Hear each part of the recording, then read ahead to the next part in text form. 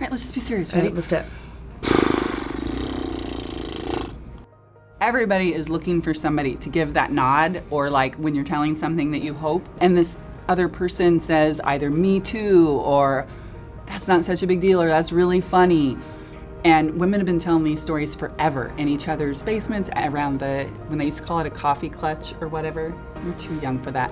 Because when I hear you say things, I realize, oh my God, that's way worse than anything I've ever done, so I shouldn't feel that bad. Yeah. Okay, Yes, and then you feel better about yourself. I make you feel better about yourself. Yes. There you go. Yes. Mm-hmm. Yeah, you're welcome.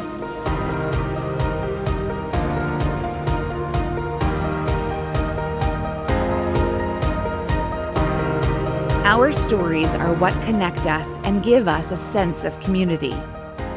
Our stories are what make us who we are and who we want to be.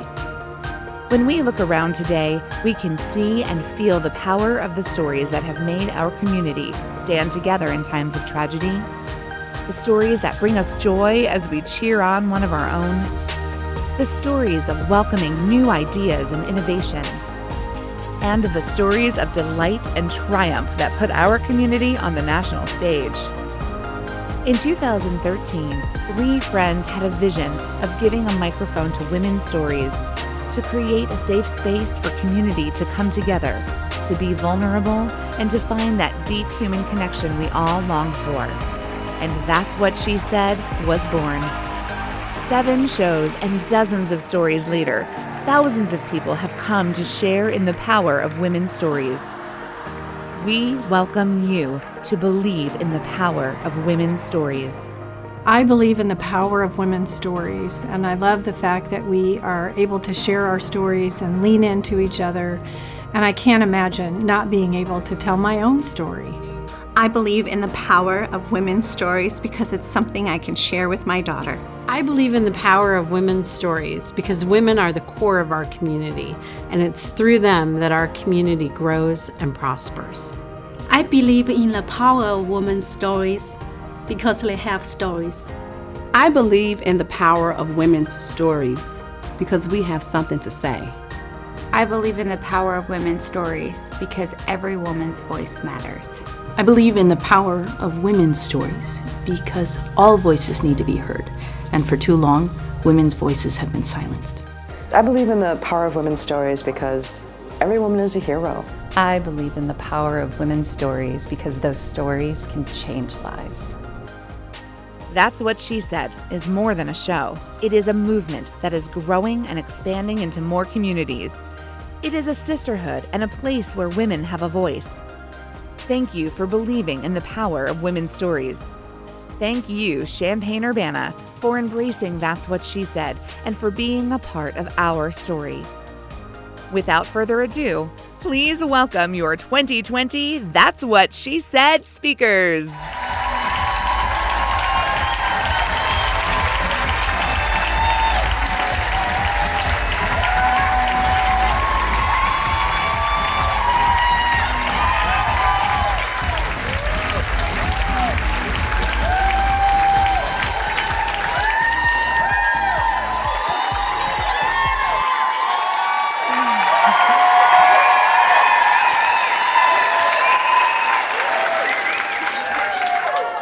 Good evening, boys and girls.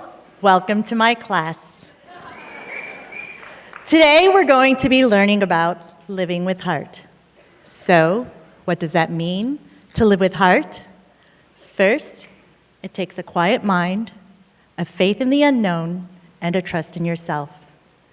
It certainly has its challenges, and it comes along with risks. But if you listen closely, these are the lessons that were meant to teach you along the way. As a third grade teacher, I cherish the opportunities to connect with students, teach them about the world around them, see them discover the gifts and talents within themselves. I remember a day when my class was presenting projects on the westward expansion they had worked on for weeks. One particular kiddo was terrified to speak in front of his peers. Not that I can relate. In fact, he started with his back to the class. He didn't want to look anyone in the eye. I thought it wasn't going to happen at all. After offering words of encouragement and asking probing questions, This student soon started to open up, and by the end, the rest of the class and I were riveted and knew more about the origin and meaning behind the Native American teepee than we had ever known. Not only did the student become the teacher that day, but I, the teacher, became the student. What did I learn from that moment and the countless other moments in my classroom like this? What did that courageous student teach me?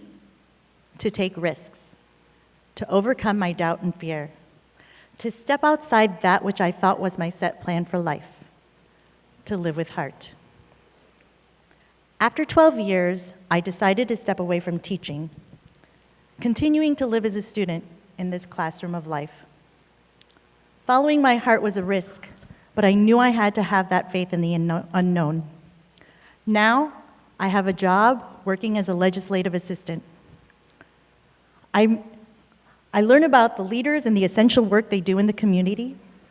My boss shows me what it means to be an open-minded and fair representative of this district in which we live. Yes.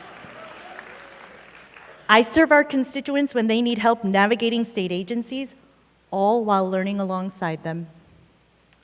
A couple years ago, our office was invited to participate in Community Day for the kindergartners at the same school where I had taught. We brought a colorful display board explaining the legislative process and tallied the votes as we asked the students to be a lawmaker and vote on whether or not they would want extra recess and a later dismissal time. Their answers were thoughtful, and their reasons varied from, I gotta get my wiggles out, to, I can't miss my Russian lesson after school. Not only that, I soon found out this very topic was discussed at the next school board meeting. Here I was in my new role, working in state government, still learning and living with heart. Seeing those children learn about a system that serves them made me feel like I had come full circle. As my career path was progressing, what was I learning in my personal life? Well, after a bitter divorce and becoming a single mom, I knew I had to find the strength and courage within me to overcome the darkest time of my life. How was I going to do it all by myself? How was I going to emotionally bounce back from the feelings of being an inadequate mother and wife? I realized I could not have done it without my faith in God, the love and support of my family and friends. Babysitters, drivers, dog watchers, open ears, and shoulders to cry on. I was never alone. This was also a time for me to discover my capacity to live with heart. My heart was in my son, my friends, my family, my faith, my community, and myself. What did I need a partner for? Being single allowed me the independence and focus toward a more authentic me. After making a career shift, I had learned about the extraordinary people and organizations in our area and realizing what gifts I have to offer. So, what challenge laid ahead of me in this new post-divorce skin? Dating. For 6 years, it was pretty much non-existent. I had resigned to the fact I could die an old maid, and I was fine with it. Online dating wasn't for me, and although I was constantly meeting new people, no one seemed to fit the bill. A dear friend of mine told me to spell out what I was looking for in a partner and throw it into the universe. So that's what I did. The list was a work in progress for a couple years as it grew to have the obvious quality traits such as open, honest, compassionate. But as time wore on, I went on to add bonus traits such as tech-savvy and handy around the house. Well, as fate would have it, I met someone a little over a year and a half ago. Thank you. We're still figuring things out, but the biggest lesson was that because I followed my heart and I was patient, the universe brought me someone who came remarkably close to possessing those quality traits I'd spelled out on my list. He's a reflection of those things I value and makes me strive to be a better person. We shall see how the rest of our story unfolds. Now, don't let me fool you into thinking we have some sort of Disney happy ending to our story. It comes with its fair share of ups and downs, twists and turns. In fact, one plot twist happened to us last June. I was diagnosed with breast cancer. I'm fine for the most part. The worst is behind me, and having learned all the lessons I've learned through the challenges of my past, I knew the only option I had was to find the reasons this was happening to me. I most definitely found them. Lesson number 1, to continue to practice leaning on my friends and family. One of the best pieces of advice I received through my journey was let people help you. It helps them. So true, and I am forever grateful for this reminder as I continue to apply it to today. Second, it gave me a message to share. Girls, check your girls. Guys, remind your girls to check their girls. Spread this sage advice to all those you love, because this terrible disease is more prevalent than anyone wishes it to be. As dismal as that sounds, remember we also live in a time when it's more treatable than ever. Early detection is key. Lastly, the most significant lesson in all of this, timing. I learned there is something much bigger than me that orchestrated this all to happen when it did. I was always on the go, and my body was telling me to slow down, and I have. But more significantly, right in the middle of all this happening, my partner and I decided to take a big step forward as he uprooted his life and moved 1,200 miles to live back here in his hometown. Yay! I could not have gone through this, my diagnosis, surgery, and treatment with strength and confidence without his support.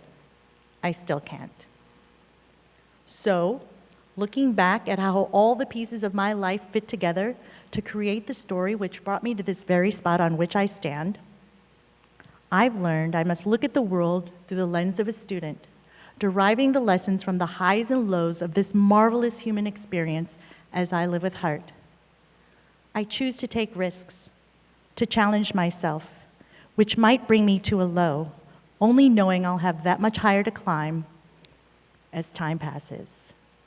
That's how I will grow, that's how I will learn, and hopefully in some small way, that's how I will teach to live with heart.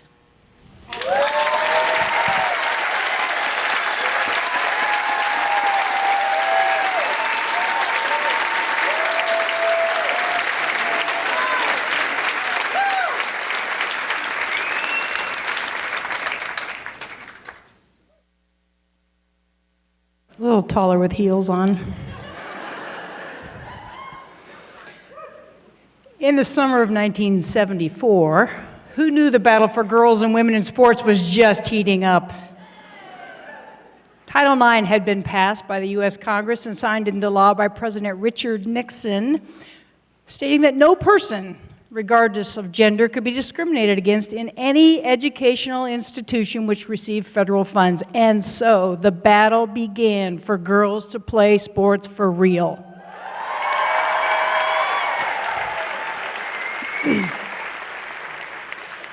I was a high school sophomore looking for an opportunity to play the sports that I love, just like my male friends. Not too complicated.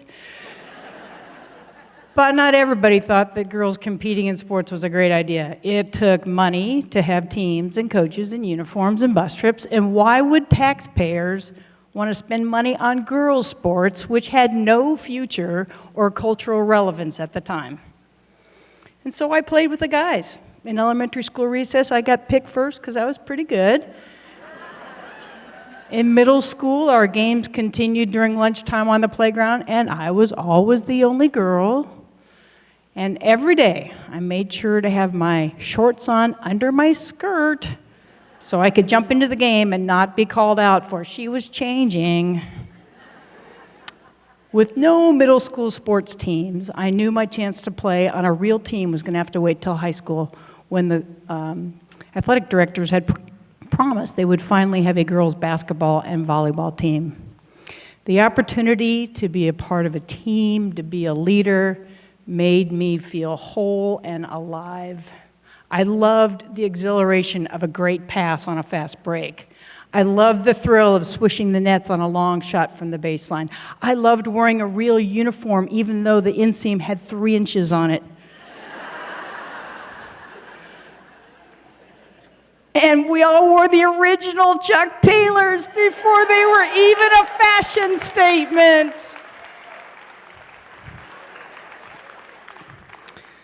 This probably does not seem very remarkable to those of you in the audience, but in the mid-'70s, women were not championed in team sports.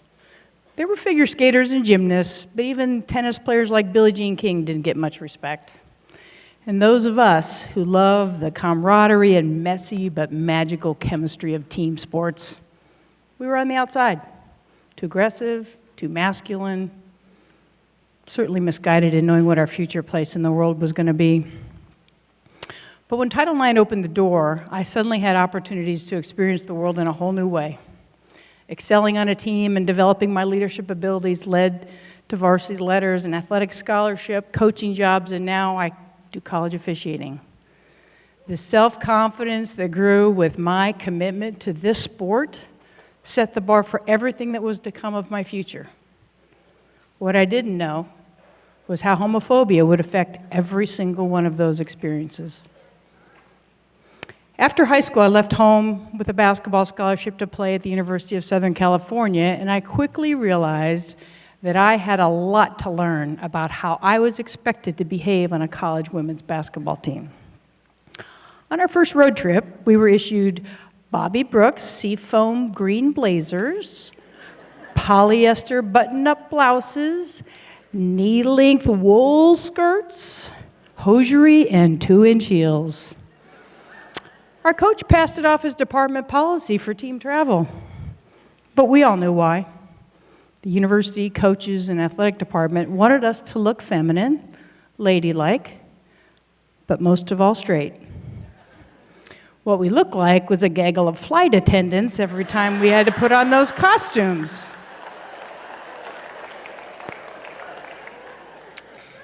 Our team of mostly straight women had larger and taller bodies than the normal Bobby Brooks model, so the outfits were ill-fitting, uncomfortable, and most of all, humiliating. This was the first time I experienced the realities of being a woman athlete and how serious the world was in wanting to control us. Somehow it seemed to matter who we loved.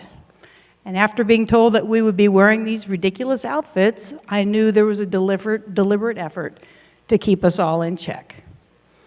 And it made me wonder how I would ever find a partner who might want to raise a family with me in this absurd reality. In May of my senior year, I was offered a basketball coaching job at the University of Nebraska in Lincoln, and I quickly learned that with this role came even more scrutiny. As a college coach, I worked to knit together the unique personalities of 15 young women into a cohesive unit, but I never expected to have a parent of a recruit question my sexuality or the methods of managing a team of young women. It was in the mid-1980s. I was sitting face-to-face at the kitchen table of the North Dakota Player of the Year, and I had spent the 9-hour drive to her home thinking about how important this player was for us. And although I had watched her play and talked to her many times on the phone, this was my first time to meet with her face-to-face with her family. So I launched into how much I admired her competitiveness, and I described how she would fit into the style of play that we played. I shared my commitment to helping her adjust to being 9 hours from home and helping her find an academic interest that would serve her beyond her playing days. After about 45 minutes of laying out my case, her father began by noting that I didn't have a wedding ring and asked if I was married. I simply said no, then stumbled into some apology of sorts for not having found the right man.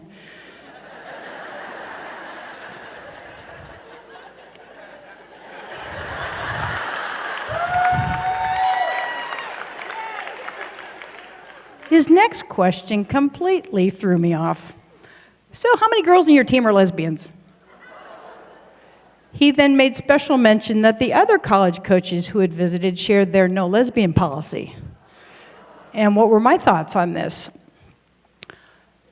Incredulous, I simply said, I had no idea how many lesbians might be on my team, and I didn't make it my business to really ask those kinds of questions, but I really wanted to ask why this mattered. And he quickly added, oh, my daughter won't fit in with a team of lesbians.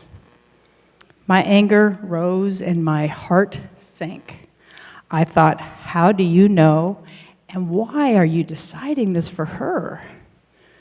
Anyway, I managed to return the conversation to scholarship dollars and housing allowances, but felt completely flattened and numb. And on the drive home, I realized that I had no power to change this type of prejudice. And I decided I couldn't stay in coaching to fight this fight. I knew that ignorance and fear would continue to be used against me in recruiting because it worked. This long-standing prejudice was not going to go away easily, and it would take brave and matter-of-fact men and women to choose to live honestly. And unfortunately, the sports world was not ready for this truth. In the 80s and 90s, the fear of losing recruits and coaching jobs was real, and yet I persisted to coach and dodge questions and situations for nearly 12 years. After motivating and supporting young women into adulthood at both Nebraska and at Western Illinois, I finally left a career that I really loved. I moved to Champaign-Urbana to consider how my partner and I might start to live honestly and begin a family.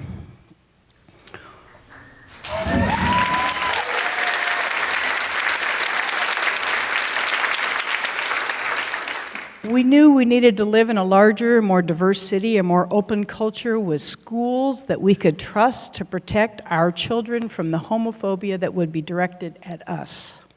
We were determined to stand up to the fears and innuendo that had shackled our previous careers in coaching and raise children in a supportive and accepting community. But to walk away and abandon our coaching careers had seemed unimaginable. We both loved coaching and connecting our athletes to their strengths while building affirmations for their success in sports and in life. But we had been so absorbed in dodging the cruel humiliation of strangers who weighed in with their unsolicited judgments that we had no idea how it might feel to live without the fear of losing our jobs. And it was terrifying to take the next step toward parenthood when nobody like us was talking about this. So once outside of coaching, we decided to be upfront about our desire to raise a family. We started saying out loud to our healthcare providers that we were partners and we wanted to have children and we would be raising them as co-parents, and my partner was not a roommate or an aunt or a friend. The nurse mentioned at one of our early visits that the medical staff had had a discussion about our case and had determined which doctors would be willing to deliver our baby in this case.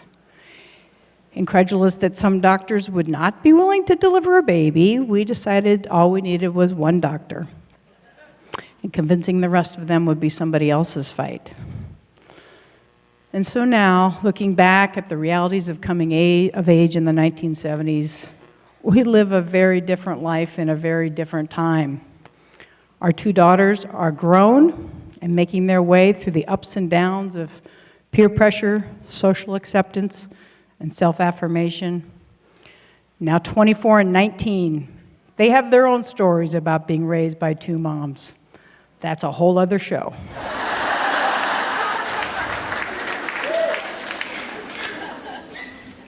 But Champaign-Urbana, they have thrived in this community that has embraced our family.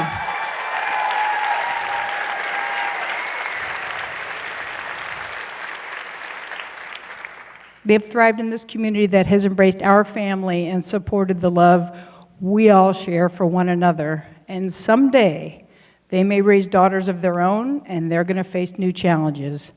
But thankfully, they can talk about what their mothers did to pave the way for them to be accepted and celebrated no matter who they might choose to love.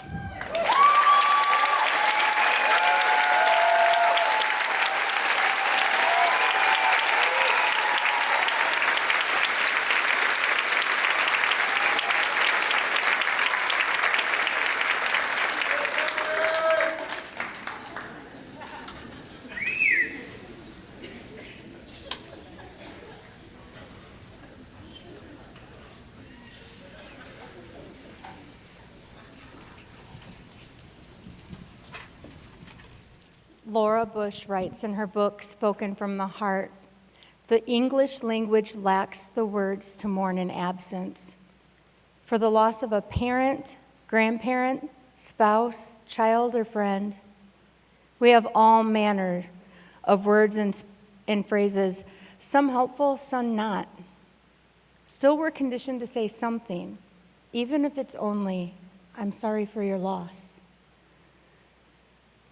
For an absence for someone who was never there at all, we are wordless to capture that particular emptiness. For those who deeply want children and are denied them, those missing babies hover like silent, ephemeral shadows over their lives. Who can describe the feel of a tiny hand that is never held?" For as long as I can remember, I've always wanted a large family, full of children close in age, healthy, loving life, and full of joy. My children would know that they were loved and cherished, and they would never worry for their safety and security. In the same way that I longed for a large family of my own, I harbored a yearning to protect at-risk children. Children who had been abandoned, hurt, and abused, because I knew that very reality growing up. My parents divorced, and my father eventually severed ties to me. It was my stepfather who came into our home and stole my security and safety away when he began molesting me from the age of 7 to the age of 11. At that point, his abuse turned from sexual to emotional, physical, and psychological, and it continued through my teen years. I only shared this part of my story to show you where my deep-seated need to protect, love, nurture, and celebrate children comes from, and how it became such a driving force in my life. Growing up, I knew my mother's love, and yet I also knew that she feared the reality and instability of raising me in a single-parent household, where she struggled to provide basics like maintain our rent, utilities, and put food on the table. By the age of 18, I had escaped. I was married, and I was eager to start my own family. I was ready to welcome children into my home and heart, and I'd show them the love and security every child should be allowed to feel.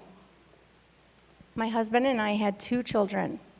The joy of being a new mother was both amazing and exhausting.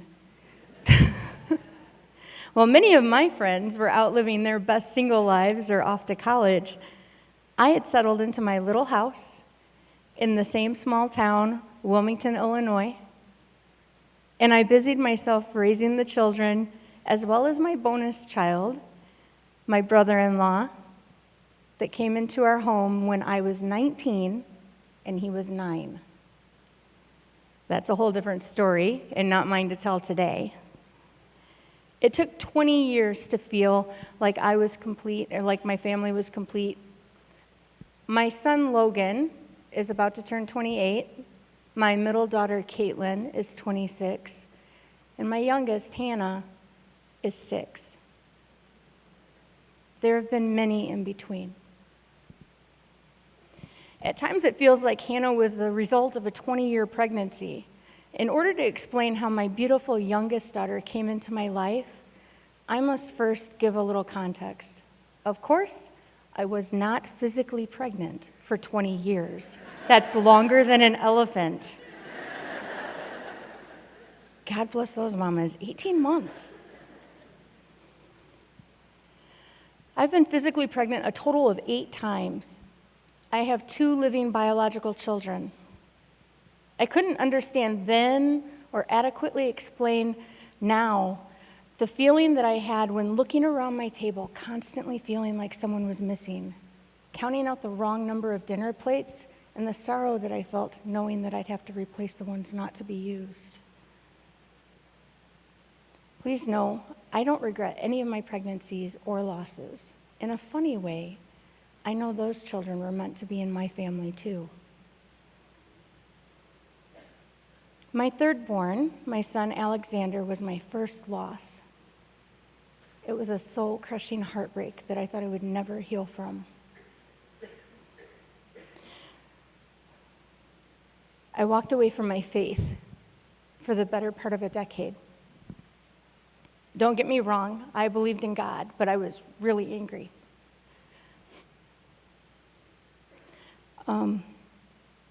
I felt hurt, I felt abandoned, and I felt alone. And I fell further and further away from God and my dream of a complete family each time I held a child and hello meant goodbye.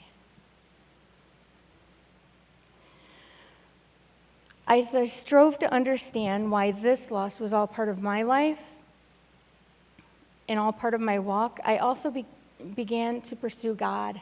And this began a redemption story of sorts. In my final loss with my son Gabriel in the summer of 2012, I knew without a doubt that that was the last child I was going to carry. Almost 18 years after my first loss, I knew I wouldn't be completing my family in that way, and I was at peace with that fact. I also knew without a doubt that I would have more children, and they'd come to me in many different ways. Biology wasn't everything. The most important fact was the love that I was filled with that had nowhere to go, and the children that needed to be loved. That led me toward foster care. I attended pride classes and fielded worried questions from well-meaning friends and family. What are you going to do if you have to give the child back? Or how can you handle the hurt and loss of losing another baby? Most of all, I responded with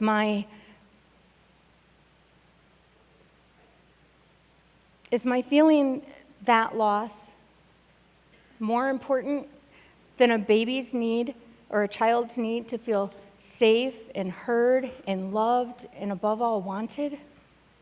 Every single time I answered no. My adult self should be able to process and provide sacrificial love. So I pushed through and I jumped the hoops I needed in order to get licensed. Right before the first anniversary of Gabriel's due date in December of 2013, I received the call. That morning, a tiny, unassuming little girl was placed into my arms. As she stretched and yawned, I heard the whisper almost audibly, "Say hello to your daughter." As my heart said hello to my beautiful, precious, sleepy little girl for the very first time, we were told in the beginning that she would probably be a temporary placement, maybe just a couple weeks through the holidays. But the days and weeks gave way to months. And I began to realize that the whisper that I heard, that was God. And this little girl was his plan for me all along. Holding my daughter Hannah, I felt that God had completed my family as promised, and I couldn't imagine my life any other way. Hannah's the fulfillment of all that had been on my heart since I was a child. In the summer of 2015, at 18 months old, Hannah's adoption was finalized.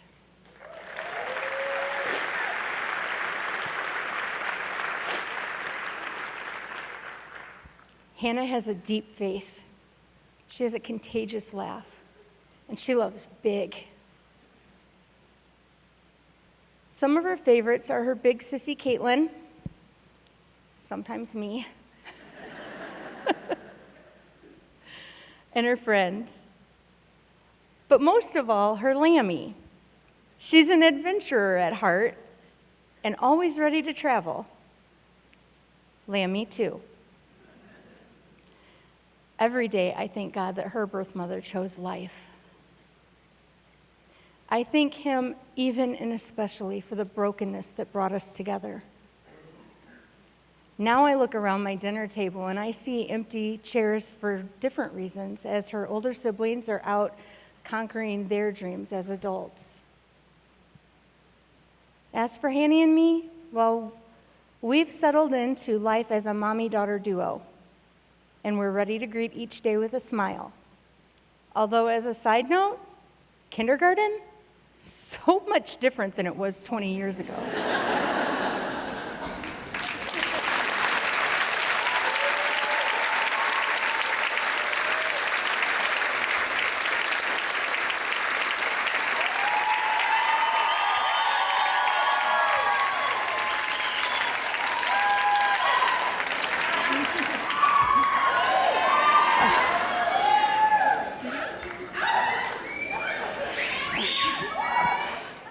It was 1998. I was home for a few weeks during the summer before my junior year of college. I can see some of you already like, 1998, junior year, no. I know, thank you. Moisturizer. So Katie, my best friend, had come over to hang out, and we were gonna do whatever it is that we did back then. And she walked in and she said, Brian and Neil are gonna come over and swim. Cool. Brian was her boyfriend at the time, and Neil was a friend of his. I had met Neil a couple weeks before at a diner, and our first encounter involved us sitting on the same side of a booth, where he quickly learned that, one, I hit people when I get excited, and two, I hate same-siders. Like the people that sit on the same side of the booth and they leave a totally empty bench on the other side. I don't get it. Like, do you turn and eat while you're talking? It makes me uncomfortable. Anyway, we had met. So the guys get to my house, they're swimming in the pool, and Katie and I are super cool and just sitting on the deck. I'm pretty sure I used baby oil as a tanning lotion that day. We were most definitely smoking cigarettes, though, because we were into all the cancers. My parents were out of town, and Brian asked if we had plans that night. So I said that my neighbor across the street was working at the beer tent of a local church picnic. And he said that if I didn't drive, he would serve me. So they agreed they would come with. The guys were 21. And I still see some of you out there doing some math on your fingers. And I really want to give you a hint, but I'm just going to let you figure it out on your own. So we go to the church picnic. No, we don't. First, Neil says. Neil says, after that, you're going to Rocky Horror Picture Show with me. Right. Does everybody know Rocky Horror? Okay, so old people know Rocky Horror. Do young people know Rocky Horror? No. So it's this cult classic from the 70s. It's a comedy. It's a horror. It's a musical. It's a comedy horror musical. But it becomes this big performance, and people dress up and they throw things at the screen, and there's props. It's interactive. It's a thing. It's an experience. So at this point, I was like, wait, am I going on a date with Neil? Because that was a weird way to ask. And he didn't really ask. He just kind of told me. And I'm the one who does the telling. So I get nervous. Then we go to the church picnic. Have a couple of beers, nothing crazy at all. And then we decide to go to a bowling alley restaurant called Giorgio's. It's a restaurant in a bowling alley. I know, super classy. But to be fair, Old Orchard has good pizza. Right? Spicy sleeper, am I right? But I'm still super nervous, and I couldn't eat my dinner. And then Katie and Brian tell us that they're not coming with us. Hello? I know. So I'm still freaking out about whether or not this is a date with this guy. And then I find out that we're going by ourselves. And the show's in Chicago, and we're in Joliet. So that's like 45 minutes. That's serious car conversation. So we leave Giorgio's, and Neil says we need to go back to my house to get some props. Okay. The show's interactive, right? So we get some playing cards, toast, like bread that we put in the toaster, a newspaper, and then he asked if we had rubber gloves, and I was like, we're good, we have enough, we're okay, we can stop here. But there's scenes in the movie where audience members throw things at the screen. You'd probably get kicked out of the Savoy 16 for that now, but I'll play along. So we drive up to Chicago. We're having a great time. I'm funny, he's funny, it's going really well. So I look over at this blue-eyed guy with his mullet. Yeah. With his Hawaiian shirt. And he smells like Marlboro Lights and Old Spice. But the stick deodorant, not the aftershave. Yeah. And I straight up ask him, because this is how I do, is this a date or what? And he says that it is. So we park and we walk to the theater and we're standing in line outside. Let's just recap real quick though. So we were outside in the sun by the pool all afternoon. We had a couple of beers at the church picnic. And I was too nervous to eat anything. Y'all with me so far? Okay. So we're standing in line outside the theater, and I'm trying really hard to listen to Neil talk. But I'm feeling a little woozy. So the next thing you know, I'm on my back, on the ground. And Neil is standing over me with this panicked look on his face. Holy shit, I just passed out. I get up and I am beyond mortified. I was like, no, oh my gosh, isn't that weird? I'm so fine. It's totally fine. I'm good. I'm good. But then I wake up to blackness because I passed out again. But this time I landed on my face. Yeah. So now I get up. I have scrapes on my forehead, on my knees, and Neil is like, what is happening with this girl right now? And a really nice guy had run to the liquor store down the street, and he brings back a Gatorade talking about my electrolytes, and it's gonna make everything better. And it was the 90s, so we took things from strangers back then. So we sit down on a bench, and I'm sipping my Gatorade and replenishing my electrolytes, and there it is. A big old ambulance pulls up in front of the theater. Paramedics jump out. We heard there's a girl who passed out and wouldn't get up. Okay, first of all, clearly I got up. I'm drinking my Gatorade. Second of all, my parents are out of town. I'm in Chicago with a guy they don't know. And if I get in that ambulance, they're gonna find out and kill me. So I order this guy that I'm on a first date with to go send the paramedics away. I know, it's going so well. We still go into the theater. You guys, we brought toast. And it can't get any worse, right? Right? So we walk in, and there's my cousin Lauren. And I haven't seen her in years. So we freak out and we're hugging. I'm like, so good to see you. Were you the girl that passed out that they called an ambulance on? Yeah, that was me. She's like, have you ever been here before? No, it's my first time. You're a virgin?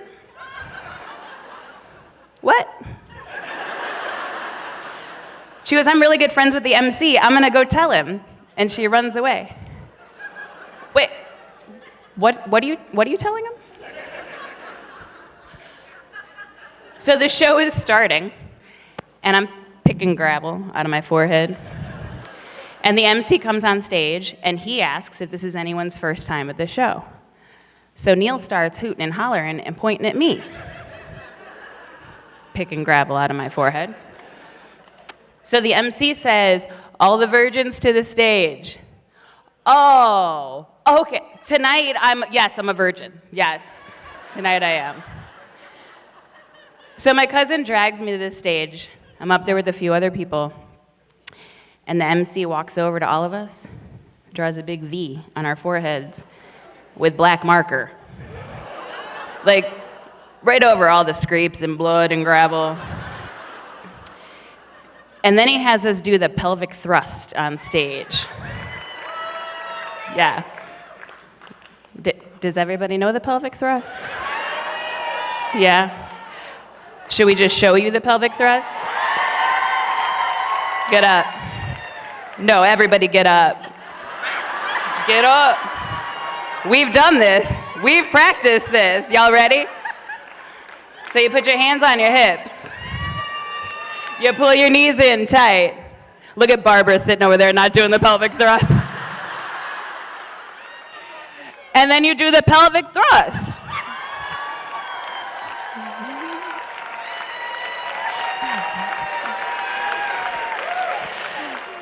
And then we were sent off stage to enjoy the rest of the film. And during the movie, Neil pulled this classic yawning stretch move. So I snuggle in, and he looks at me, and I'm not even making this up. He looks at me and he says, "We're gonna tell our grandkids about this someday." And I've been Mrs. Neil Ryan for the past 18 years.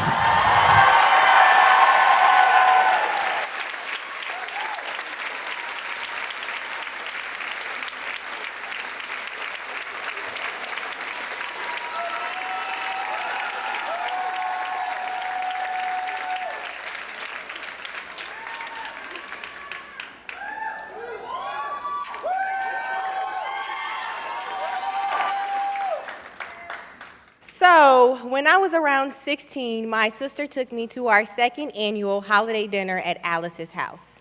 Alice worked with my sister as a director of a nonprofit that empowered girls.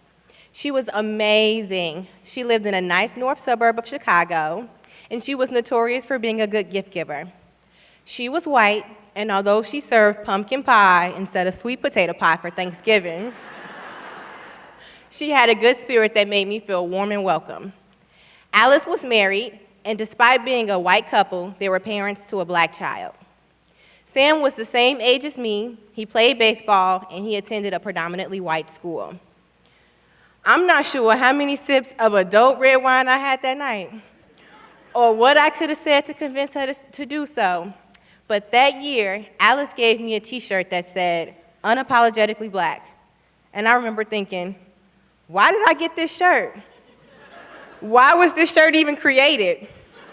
And who's apologizing for being black?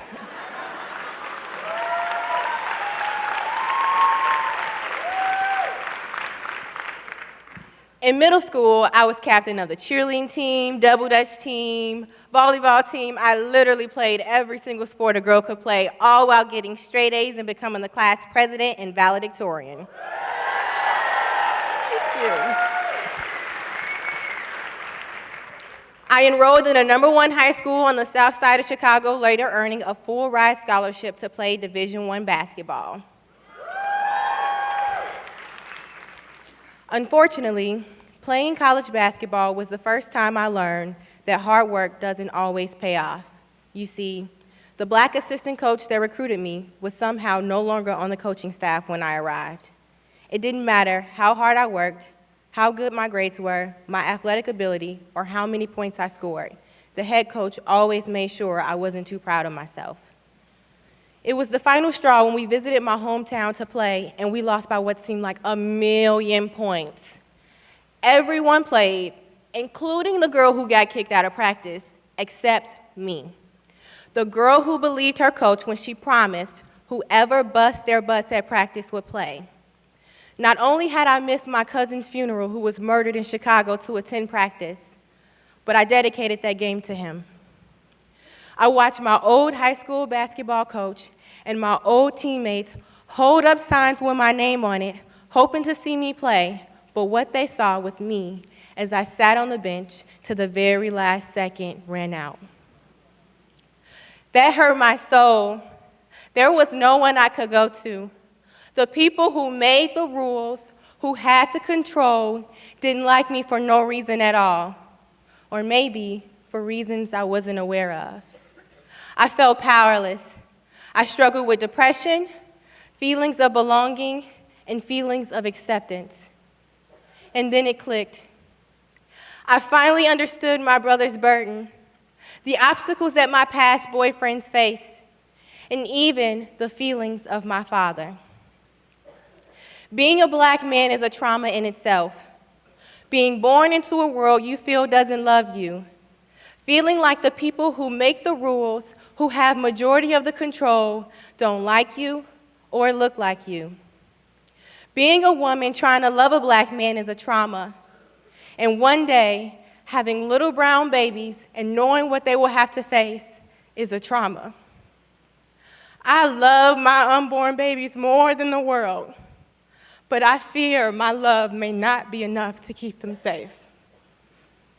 When I learned about my family's history, I delved into a world full of pain, holding on to our resilience as both a gift and a curse. My grandmother was born in Little Rock, Arkansas. Her mother passed away during childbirth along with the child, so my grandmother had to go live with her grandparents who eventually fell sick. At the age of 9, my grandmother had to drop out of the 4th grade to take care of her little sister and grandparents, working at the cleaners, paying the mortgage, and feeding the entire house. She would marry at 14 and migrate north at 20. In 2018, my grandmother passed away in a crowded, dank apartment. Despite working hard, she had nothing to show for it but children and memories. That still pains me to this day. She worked twice as hard as anyone I knew, and yet she still could not be afforded the luxuries of others. I questioned, what made her different? And then I read an article from May 9th, 1960 that wielded answers to my questions. Legislator says the South is dumping unwanted Negroes on Chicago. Rage immediately filled my body. I was livid. What has she done to be treated so unfairly? The sad truth is, she looked like me. My dad was born in 1964, just 4 years before Martin Luther King Jr. was assassinated. I can count on my hands how many times I've seen my father. His mother was 14 years old when she had him, and his father was 17. Because his parents wanted to continue to run the streets, his grandmother took him in. He loved my mother dearly. He would sit on the porch every day and wait for her to come home from school. He wanted to be happy, to build a life with my mother, but it wasn't until he started building that he realized the foundation was cracked. He had no real representation on what a marriage should look like. He didn't know what having a family entailed, and he was dealing with his own childhood trauma. I'm not even upset. I'm numb to the fact of having half-brothers and half-sisters who I don't even know. I can see variations of my dad's lack of acceptance and belonging in my male counterparts, and I can see my mom and grandma in me. As I connected with friends, I realized we were all telling the same story, just with different characters. My dear friend Antonio got into a heated altercation with his family, and he decided to call the police. He was agitated when the police arrived, and he came charging down the stairs with a baseball bat. Trained CPD shot to kill, and his mother watched as her baby was taken away from her. My boyfriend is scared to wear an incriminating black hoodie like Trayvon Martin, and I'm always scared for my brother. In a room full of white people, he whispers, "I can't breathe." Not half as urgently as Aaron Gardner when the NYPD placed him in a chokehold that ended his life. And when my brother is angry and lashing out, I can't help but think, what if? But these thoughts are silent. I cannot break. I must be their strength. So what if it eats me up in the inside? So what if it is hard? We've been let down so many times before. They deserve someone to fight for them. They are worthy of love and compassion. We deserve to feel loved. We deserve to feel protected.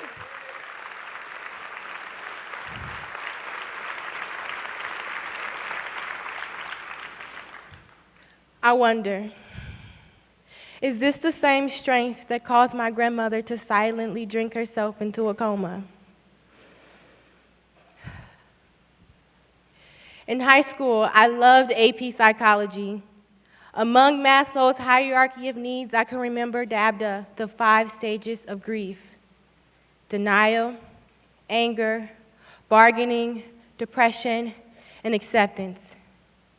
There is a moment in time where every Black person realizes the magnitude of inequalities, and we mourn our loss of control, our loss of hope, and sometimes our loss of friends and family. No one can tell you how to heal, and in most cases, you are forever healing.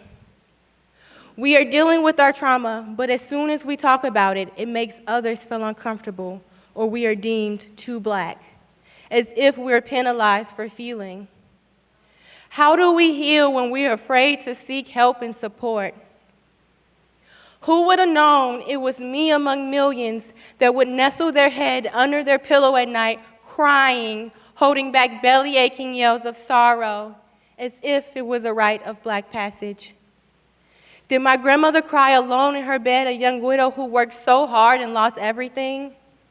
Did my father swallow his Black pride and shed tears over losing the love of my mother and the respect of his children?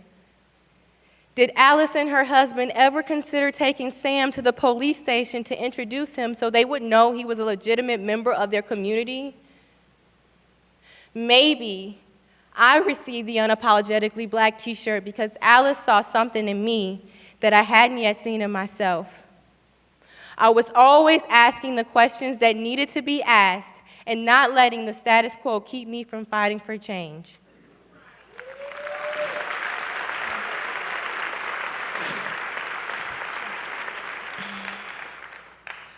One of the most powerful poems I have ever read was Still I Rise by Maya Angelou. Now, let's be real, Maya Angelou was unapologetically Black before it was even a thing. I would practice in the mirror. You may write me down in history with your bitter, twisted lies. You may trod me in the very dirt, but still, like dust, I'll rise. Does my sassiness upset you? Why are you beset with gloom? 'Cause I walk like I got oil wells pumping in my living room.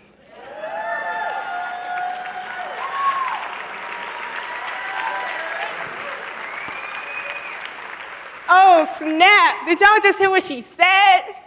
Oil wells pumping in her living room? Total badass.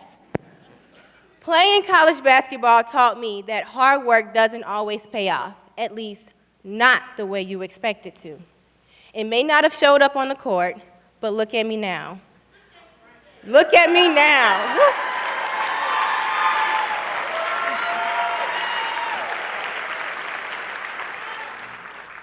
I've learned a lot along the way. They couldn't break me. I'm a fighter and a survivor, and I've never felt Maya Angelou's words so much.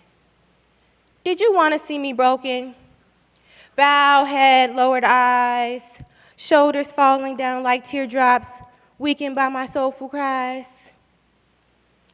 I walked away from a full ride scholarship and graduated with my bachelor's degree in just 3 years.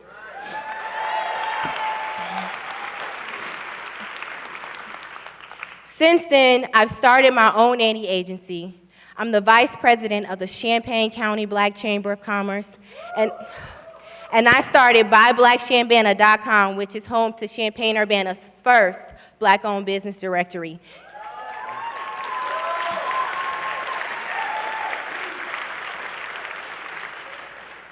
Dedicated to creating space for all people to celebrate Black culture, support Black-owned businesses, and uplift the community. Defying cultural norms, bringing black Santas and black princesses. Yeah, best believe that. Okay, stop. Through Luminous Magazine, I am shifting the perspective, widening the lens, and telling the truths that are often untold. My work emulates everything that I needed to see and hear growing up, and I'm only 24 years old.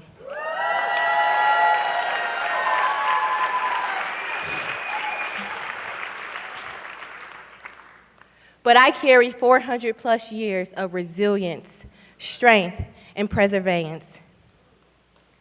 When I feel like I am not enough, when I am tempted to let anyone but me define who I am, I find comfort in these words, the same words I spoke at my grandmother's funeral.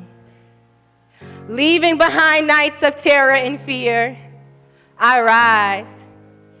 Into a daybreak that's wondrously clear, I rise. Bringing the gifts that my ancestors gave, I am the dream and the hope of the slave. In the words of Maya Angelou, I rise, I rise, I rise.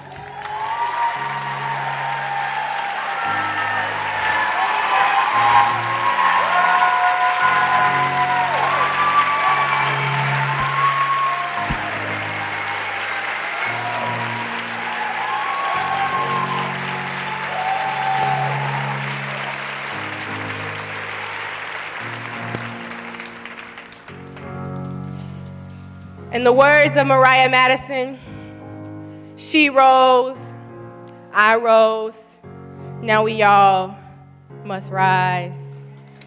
Thank you.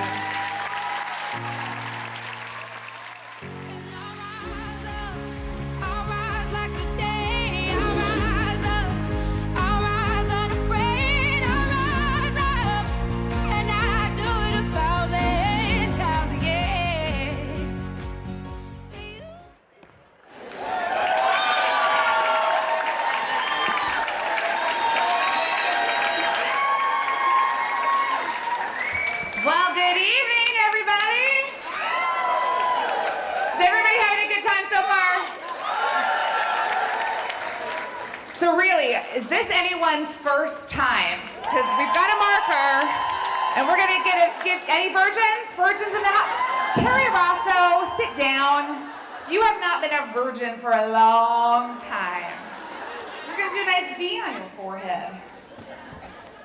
So I'm Jeanette Jerzyk. Thank you.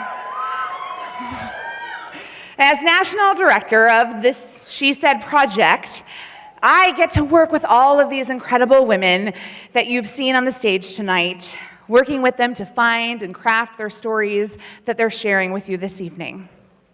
In fact, I would like to take a moment and introduce you to one of those incredible women right now. Sue Gray, would you join me, please? This is my friend Sue. Now, Sue, I know this isn't your first time. That's what she said. That's right, she's awesome. So for those of you who don't know or who've been living under a rock, Sue is the CEO of the United Way of Champaign County. I asked Sue to join me here this evening because this year's show, here tonight, we have selected United Way, more specifically, Women United, to be our partner. So Sue, please tell us, what exactly is Women United? So, after our first year of Power of the Purse, we realized there was a group of women in this community yearning to deepen their philanthropic reach and support. United Ways across the country had been starting Women United chapters, and we decided to do the same. The amazing women in this community have really helped us to increase support for our Community Impact Fund. So I know between Power of the Purse and Women United, you have funded some incredible programs like the Emergency Shelter for Families and scholarships for women. So how can these women get involved if they want to? There's a link on our website, www.uwayhelps.org, We would love to have more ladies be a part of the change we are making in Champaign County. Thank you, Sue. Now, you have to go get ready for your big moment, so you gotta scoot. Go find your daughter and get yourselves ready for your story. All right. So I'm just gonna take this down for a moment. This is like my acoustic set. Thank you. Oh, not yet. First, we have some people to thank. We're gonna do that in a minute. So, it's an honor to support organizations like United Way, and to do that, it takes a lot of work to put on a night like this. And so we need to thank the people who made this night possible. So first and foremost, a super awesome thank you to our presenting sponsor, Sterling Wealth Management. We also have some huge love for these sponsors. Christie Clinic, let's hear it. Logic, Everyday Community. Carl, Ruth Wyman, Express Pros Employment, the Osterber Patel team at Merrill Lynch, and the We Network, who I heard had a little pregame party this evening. A big shout out to the Junior League of Champaign-Urbana, who's hosting our after party tonight at Neal Street Blues, and I do believe there are still tickets available, so you're all welcome to join us after the show. We want to thank Busey Bank and the McGuire Home Collection, both of whom helped us launch our That's What Teens Say program. And this gorgeous set that you see behind me, compliments of Texture Home. Let's give them a round. In fact, we really need to say a huge thank you to all of our sponsors. We cannot do this show without you. And thank you to everyone who brought shoes with you here tonight. And thanks to our shoe drive partners, Christie Clinic, Illinois Marathon, and the Share Your Souls Foundation. You will be seeing a lot more about the impact we are having with this part of our mission in the very near future. All right, so now it's time for my little moment. So I'd like to share a quick story with you guys about how this show changed my life.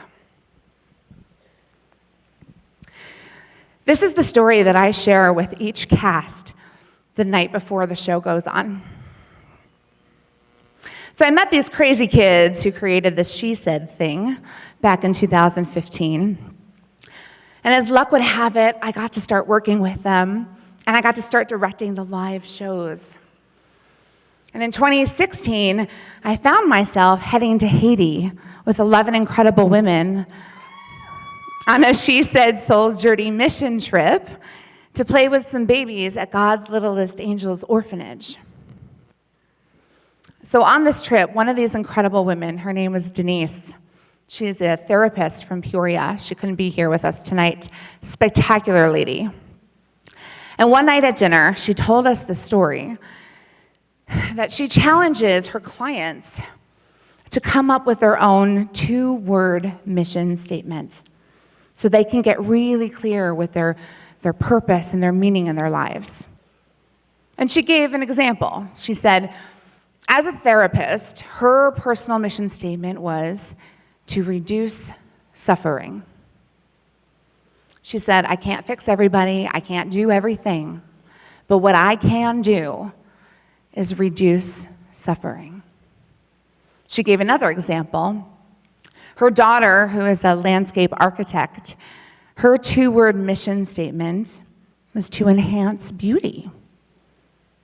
So I pondered on that for a couple of days and really gave it some thought and wondered, gosh, what could my mission statement be? Like, what do I have to give?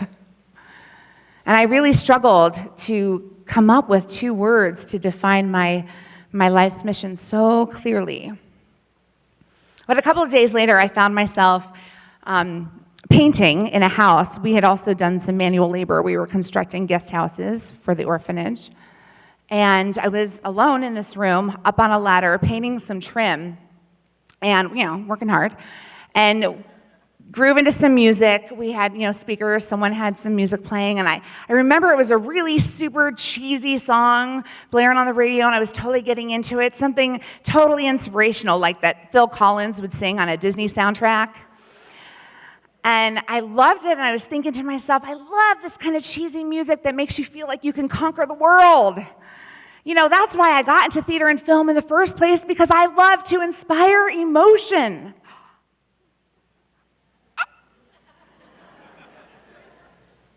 And I froze, and I got goosebumps, and I knew that was my mission. Inspire emotion. Thank you. Whew. And everything that I have done since that moment has been so clear because of that. My work with She Said is so that I can help others embrace their emotions and feel more deeply and live more authentically. So every day that I get to work on this show, and I'm moving this mission forward, I get to live my life's purpose. Yeah. So I want to thank all of you guys for continuing to show up, for proving to us that this mission matters and that women's voices need to be heard. For cheering us on as we grow into new communities like Bloomington Normal. Where are my Bloomington girls at? And pretty soon, we're coming for you, Peoria. And we're also popping up later this year in Athens, Ohio, directed by Dr. Tanisha King Taylor.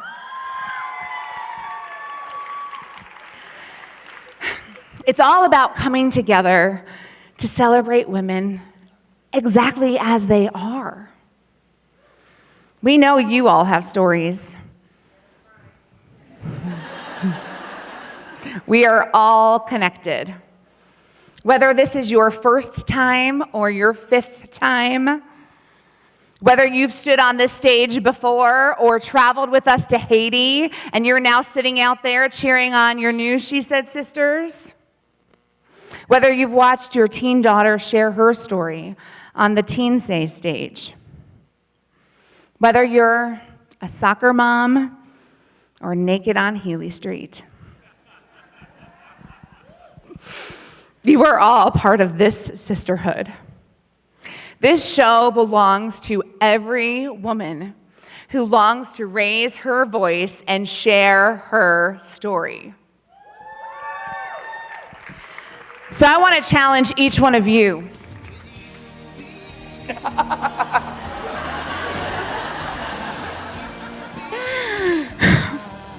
to find your own 2-word mission statement so you can go and start living your life's purpose. And I really want to commemorate this moment with a selfie, of course. So can I get the house lights up, please? All right, here we go. So you guys are gonna have to scooch in a little bit there. Just a little bit. Scooch in. All right, we're gonna get one over here. And one over here. Say hello. Awesome. Good luck auto-tagging that one, Facebook. You can take it down now. So we're going to post this picture, and I would love for as many of you as possible to grab it and share it on your social media. But when you do, include your 2 words. We want to know. We'll be watching. But now it's time to welcome back your 2020 That's What She Said speakers.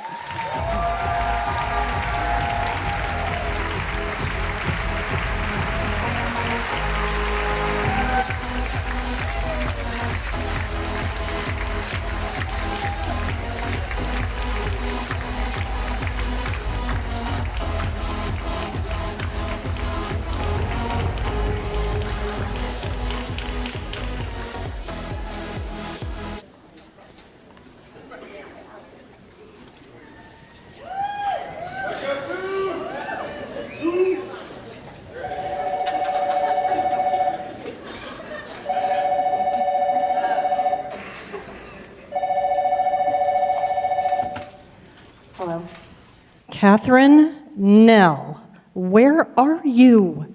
It's time for us to share our story. Mom, I don't think I can do this. My stomach hurts.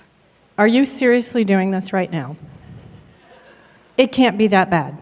I swear, like butterflies mixed with cramps, mixed with just like a smidge of IBS. It's not pretty. Well, suck it up, Buttercup. It's our turn. Get out here.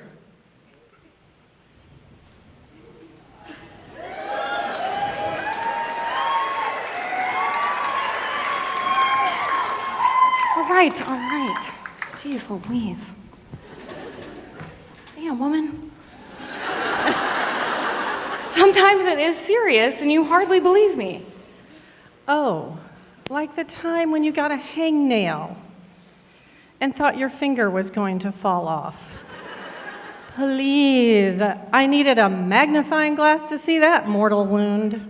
All right, well, what about the time I fell off my tricycle and you still made me go on a play date with a fat lip? Your dad and I had a date. There was a rock in my lip. And all you did was feed me applesauce and tell me to suck it up. You were fine, weren't you? You always make something out of nothing. Okay, so I might have been, dare I say, a bit of a drama queen sometimes. Sometimes? So, like if we put your hair back in a ponytail and one hair was out of place, World War III nearly broke out.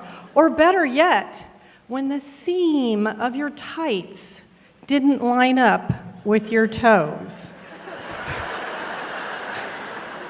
But there were some instances where I had a serious injury and you still wouldn't believe me. Remember the contacts I got in high school? Oh yes, because you needed special colored contacts. Because apparently the eye color I gave you wasn't good enough. Not the point. I had such a reaction to them, my eyes were swollen shut. I begged you to take me to the eye doctor. It looked like allergies. Forgive me for thinking that you were overreacting again. I could have gone blind. Remember what the doctor said? It's a good thing that you came in when you did. I had scratches all over my cornea, people. I apologize. Yeah, you did. Sure did. I took you to lunch and the mall. I really had no idea it was that bad, honestly.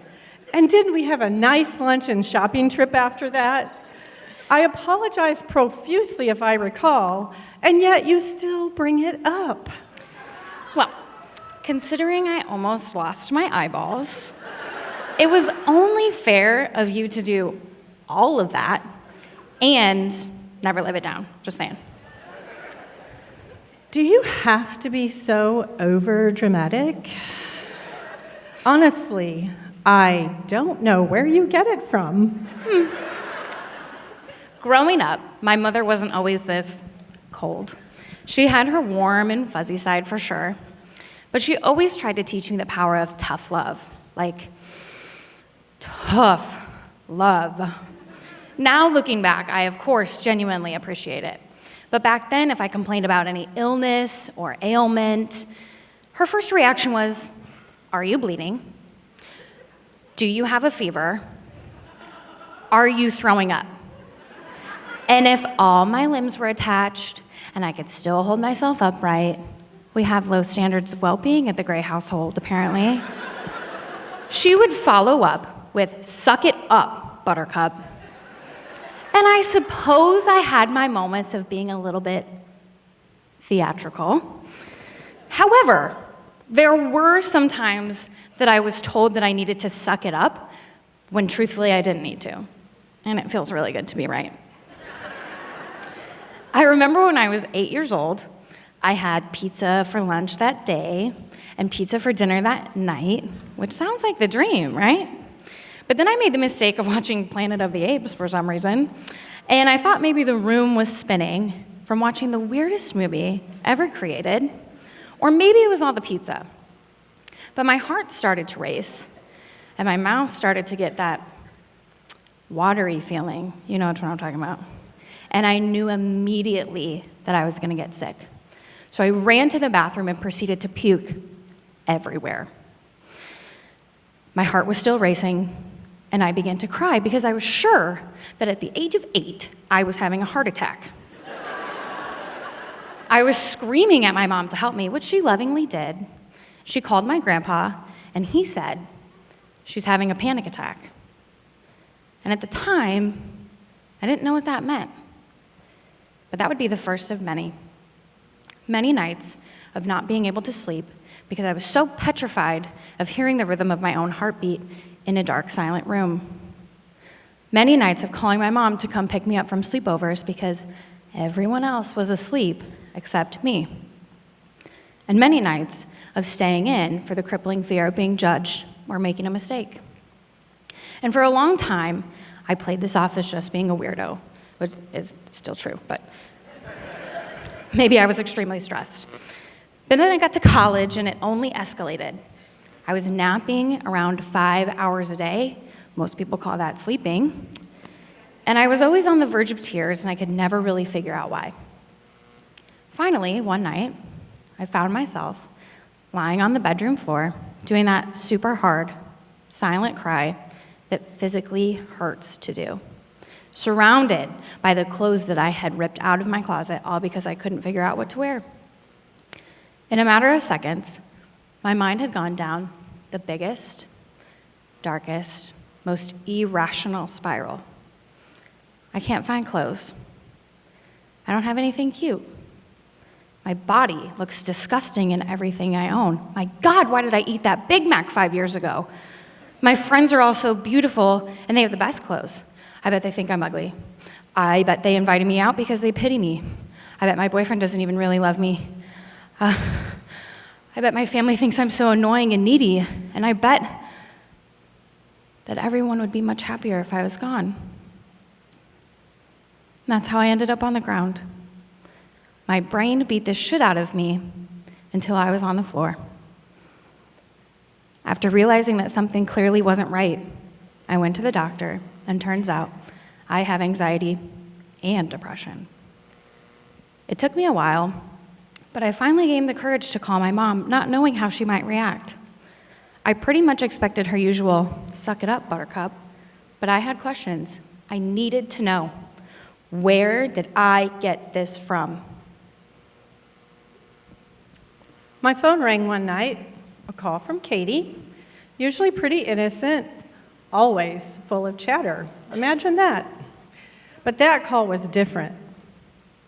My heart sank as my sweet daughter shared her story with me of her anxiety and sadness. Why did this have to happen to her? I patiently listened, cried, and wished that I wasn't 90 miles away. I wanted to get in my car and drive to her and make it all go away. But I knew I could not fix her. I could not wish this away. I could not do anything but support her, love her, and guide her to the help she needed. I was so proud of her for sharing this with me, but at the same time, scared for her as well. Because this call was not a suck it up, buttercup call. It was a call for help, a cry for help. And this time, I knew where she gets it from. You see, I had my own moment, one where I too felt that I could not go on, not one more minute. Life was hard and scary. It was about 18 years ago, and in my mind, things were pretty sucky. My boss, my amazing mentor, retired. There was new leadership, and the job that I really loved became a daily headache. My kids were super busy. Laundry, homework, laundry, get in the car, get out of the car, over and over again. My husband had just started his own company. He was rarely in town to help with kid details, house details, any of it. Honestly, it was awful. I felt like a single parent, my marriage sucked, and I hated my job. I was so completely overwhelmed. I had a safety net, but as someone who hates to ask for help, I would just suck it up, right? At this point, I found myself going deeper and deeper down a rabbit hole of despair. Now, when I was a little girl, I too was told to suck it up. I just added buttercup to make it sound better. My mom was a tough old bird. She had a hard life, and there was no crying over spilled milk in her world, no crying over anything. Just get over it.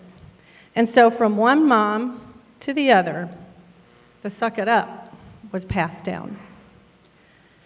Now, I will add, I also had a dad who was the best at making boo-boos better, providing comfort and nurturing.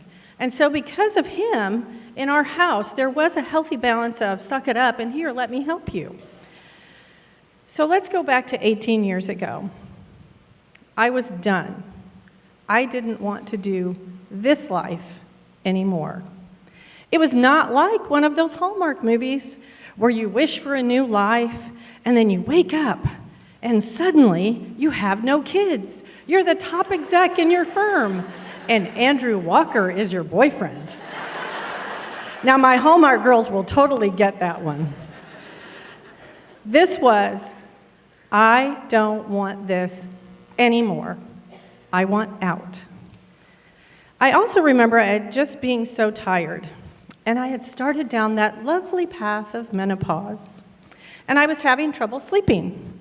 So I had asked for a prescription to help out with that. Rare for me to do that, and those of you who really know me, ew, medicine, I don't take it, I don't like it, ew. It was a spring afternoon, and I came home for lunch. The windows were open, and the cats were on the bed in our room, and I sat on the edge of my bed, looking at that bottle of pills. And for that split second in time, I thought to myself, what if? What if I just took them and went to sleep? I could just go to sleep, and it would all go away. What if? And then, just like that, I heard the front door open and a voice. Honey, what are you doing home? It was my husband. He never came home for lunch or in the middle of the day. I quickly took that bottle and shoved it in a drawer, and I am giving credit to divine intervention. My husband came upstairs, took one look at me, and knew that something was wrong. He hugged me for a very long time. That afternoon, I made my call for help, my cry for help. From that moment on, I realized I didn't have to suck it up. I was okay. I was going to be okay.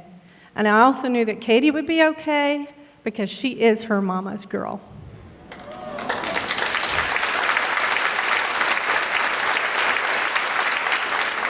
That day, my mom didn't tell me to suck it up. She listened. We both ugly cried. And when I was all done sharing with her, I still thought something was wrong. Something must be wrong for me to feel this way. But then I finally faced the fact that my childhood panic attacks were turning into full-blown anxiety and depression. And she shocked me by saying, me too. She understood. We both have had to come to terms with the fact that we struggle emotionally sometimes, not all the time, and it is okay. I know some of you might be thinking, Sue and Katie Gray? I mean, really. But as you can see, even those of us who appear to have it all together sometimes fall apart. It has been quite the journey. But by now, we know what sets the other person off. And we don't hesitate to call each other, lean on close friends, pray, and seek professional help. Don't be afraid to talk about how you are feeling. It really does make a difference. It can be life-saving. If you haven't started the conversation with your daughter or your mother or whomever, it is never too late, and don't let the fear of judgment get in the way.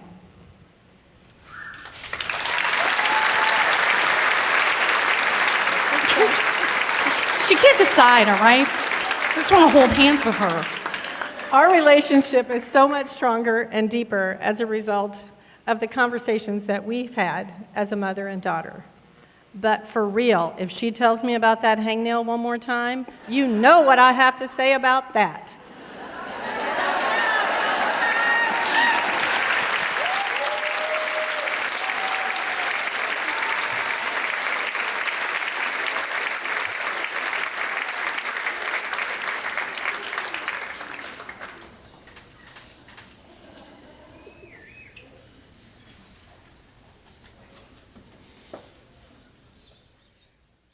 Good evening. Thank you for being here and supporting all of us.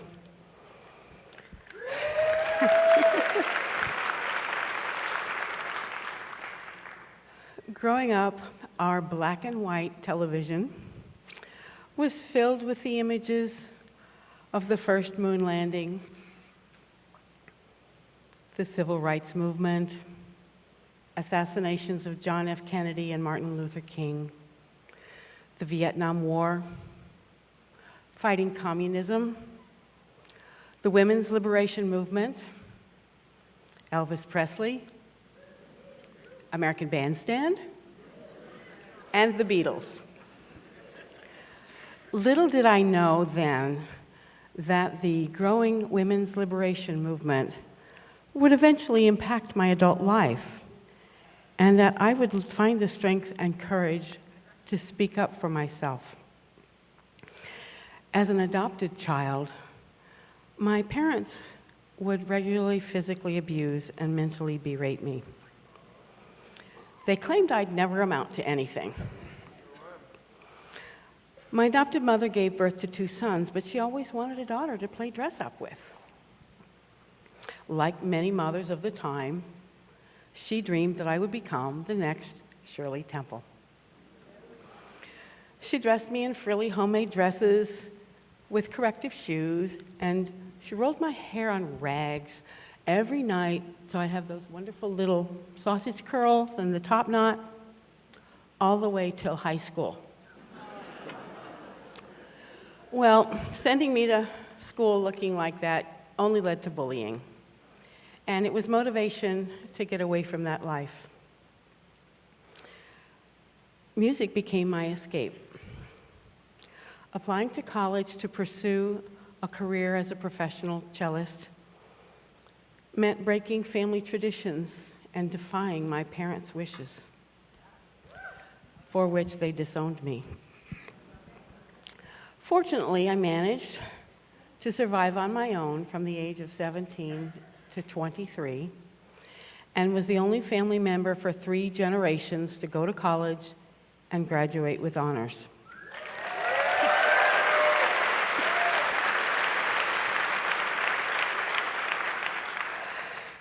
At 23, I met my future husband, who was an opera star.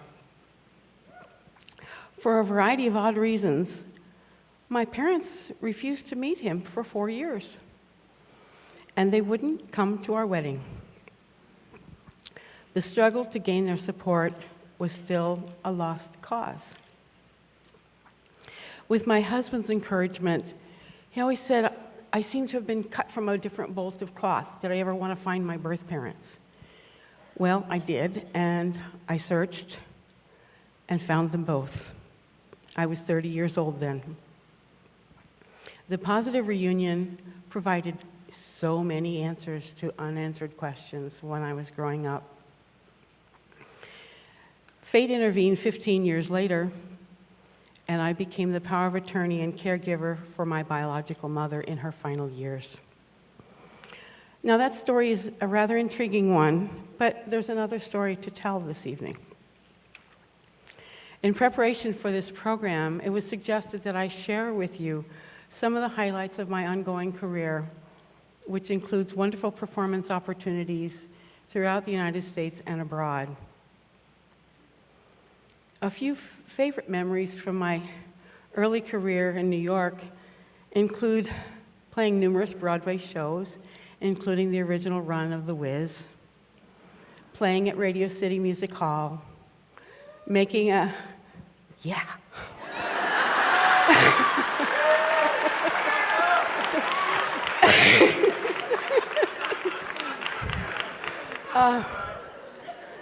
It was quite a show, especially from the pit.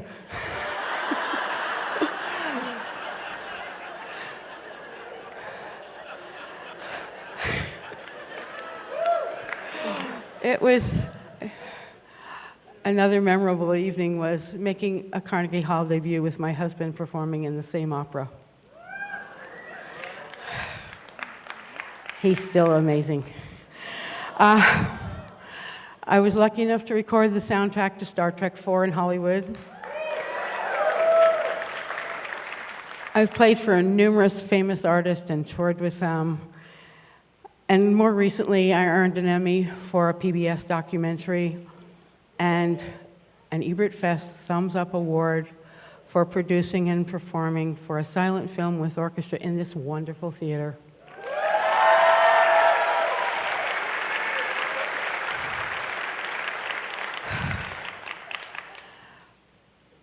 When starting out in the music business in the 1970s, it was primarily a male-dominated industry.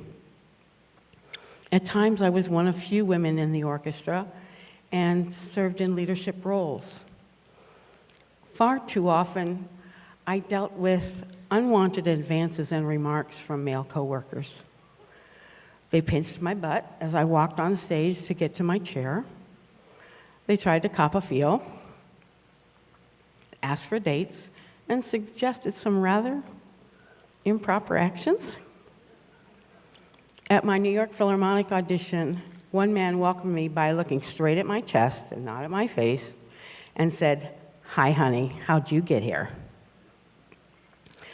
They judged me then on appearance and not on talent. I was treated with less respect and not as a qualified musician. For years, I laughed off and ignored their comments. "Now, boys, just behave." I had to play nice to try to keep getting hired and not ruffle feathers. Not only had I dealt with improper parental mistreatment and improper advances from male high school and college professors, but now I was getting it in the music business too. Well, life changed in 1982 when I became pregnant. Starting a family was important, and the stakes were certainly much higher.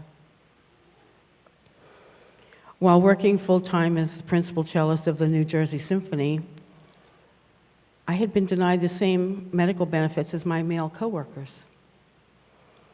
I was also well aware that one of the women in the orchestra had received benefits, but not through the standard audition I took.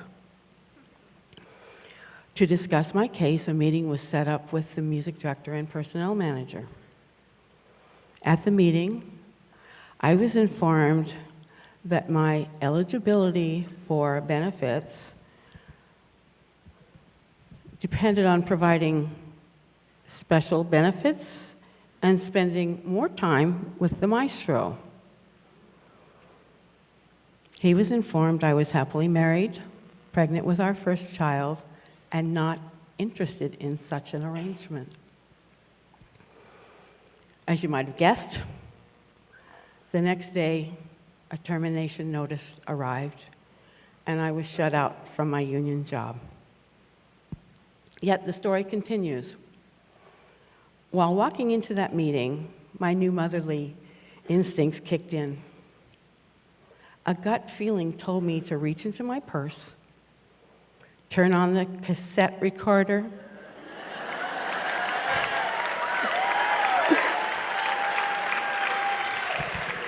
yeah, I did it. I had just used that recorder to record my solo in rehearsal. Well, I never got to hear and critique my solo, but that entire conversation was caught on tape.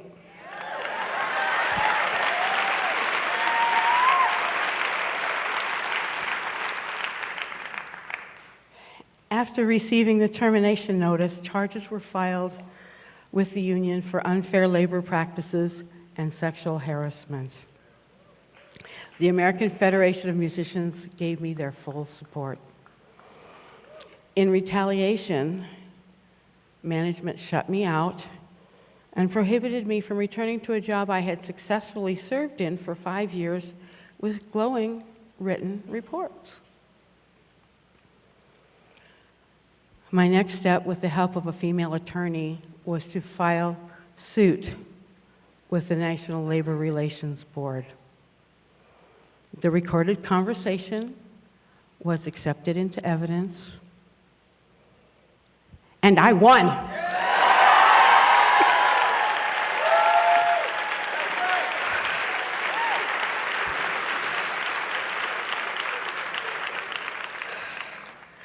That litigation period was very stressful while protecting my work rights and keeping my dignity in the face of management's slander. The whole ordeal taught me how to speak up and defend myself for the very first time. Since then, adversity has motivated me to find solutions and move forward. The solution also helped us decide where we wanted to raise our son, and I'm proud to say it was here in Champaign-Urbana.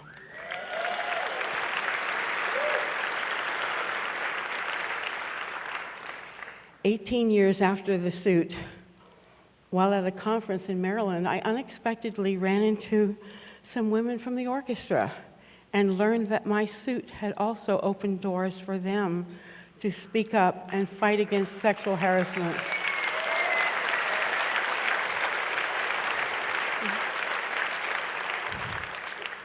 They credited my case as their motivation to fight back. Suddenly, I no longer felt alone and realized that a small pebble thrown into the pond created a rippling effect, a positive rippling effect for other women who were subjected to this similar workplace harassment. At the time, I did not realize I had been a pioneer in the Me Too movement long before its current prominence. Thank you.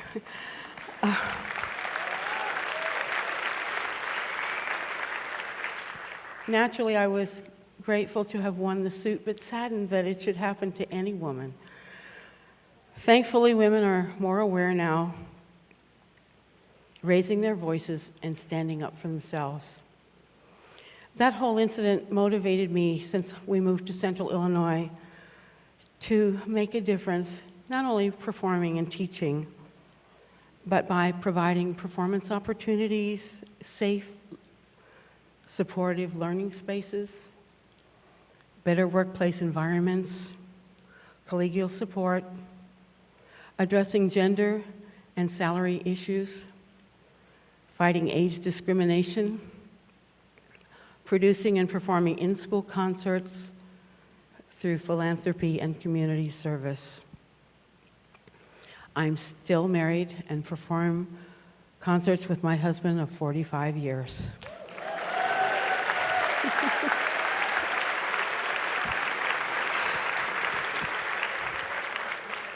We have 2 accomplished sons and daughters-in-law with 4 wonderful grandchildren.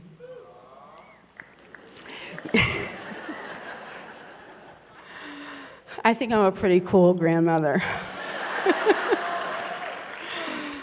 Yes, there were some rough roads and detours along the way, yet thankfully, at the bottom of Pandora's box, there has always been hope to guide me.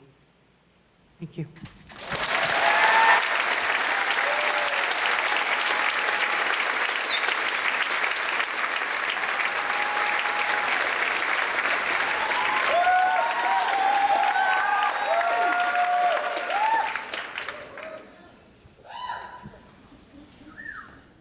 Girl, let me tell you what happened.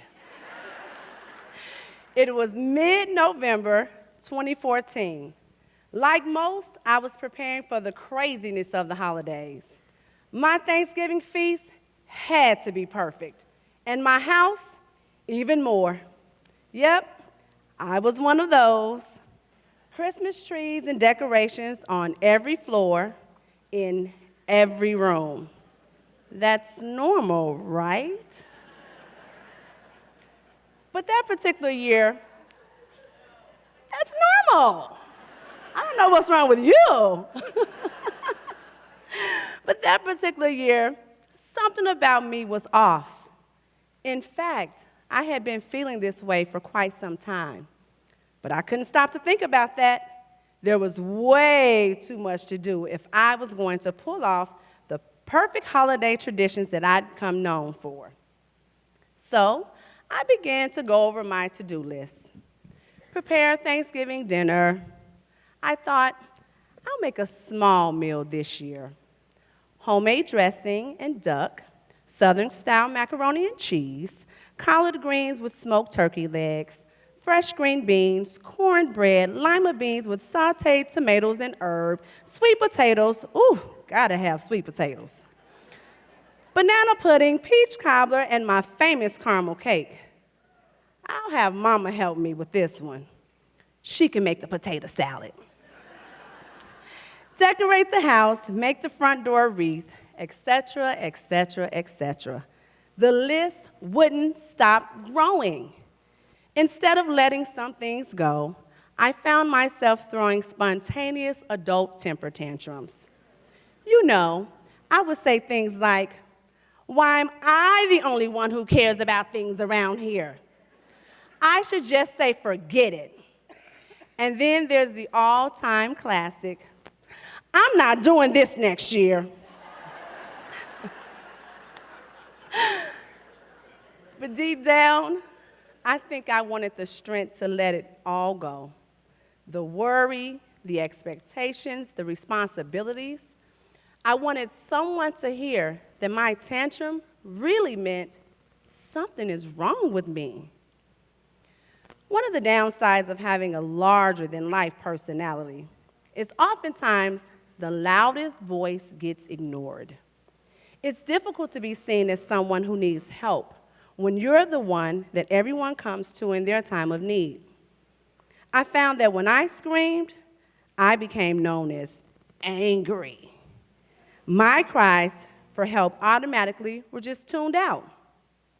And that just added to the pain and the feelings of frustration, rejection, confusion, and loneliness, all of which came crashing down on me, and I suddenly found myself on the floor in my closet, curled up in the fetal position, bawling for no apparent reason.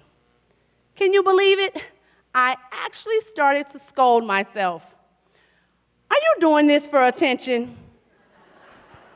Is something really wrong with you? No one else noticed, so it must be all in your head. The muffled cries must have escaped my chest as I bear hugged myself tightly. Outside the bedroom door, I could hear, is Mom okay? What's wrong now? What did we do to make her mad? Let's just give her a moment to herself. But I didn't want a moment to myself. I needed to be embraced. I needed to understand what was happening to me. But I didn't know how to say the two little words that could make it all better. Help me. Instead, I did what I had watched my mother and other Christian mamas alike do for years. I prayed, quoted a couple of scriptures, and gave myself a strong pep talk. Girl, you're better than this. Get off that floor. I got up, but I didn't just keep it moving as I normally would. I called the doctor. It was all a blur. But I remember a pleasant voice on the other end of the phone asking how she may help me. While sobbing, I cried, I need to see somebody. I don't know what for, but something is wrong with me. My emotions are all out of whack, and my brain is sabotaging me. Who can I see? A psychiatrist? A shrink? I don't know anybody. I just need to see somebody. I'm not okay. Wait, what do you mean you can't fit me in for 3 months? You need to understand something. Black people don't go to the doctor, we pray. So if I'm on this phone begging you to see someone, this, honey, is a 911 situation.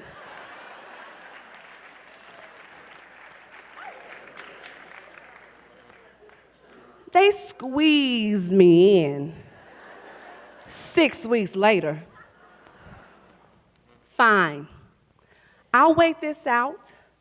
I just had to keep breathing until my first appointment. I ended up seeing the head of the psychology department.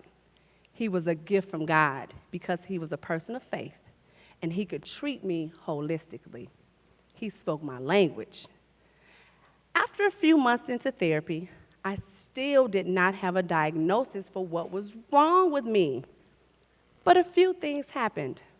Number one, I learned so much about my own issues and insecurities. I didn't know I had those. I'm just saying. Number two, I learned how to listen to my body as well as my spirit. And number three, which is so important, I learned tools on how to take care of Sally K. Carter for the first time.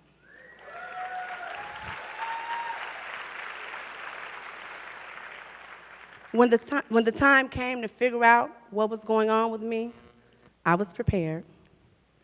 I had the strength physically, mentally, and spiritually to handle what all would come. That following summer, I expanded my work to Chicago. It was fun, exciting, and a really big deal. I was going back to my hometown to serve the very community that was the foundation to who I had become. Living in two cities was challenging as I tried to maintain my responsibilities as a wife, a mother, a daughter, a sister, and a friend. Understandably, life became more stressful and crazier than ever before. I found myself thinking more often, something is wrong with me. Something's not right. New symptoms started to appear. I began to experience a level of tired that I could not just shake off. My 20-minute cat naps turned into 2-hour, lines in your face, drool dripping down your arm, deep sleep. My body was turning on me with electric shock from the base of my neck that would travel down to my fingertips. It would happen when I tilted my head a certain way or if water splashed on my neck during showers. I figured out how to get through my days without bending my head, and I chose to take baths until I had time to see a doctor. I had to get through this busy summer, and it seemed simple enough just to avoid these issues until I had time to deal with it all. I found a way to hold on and keep going. I survived summer 2015, but barely.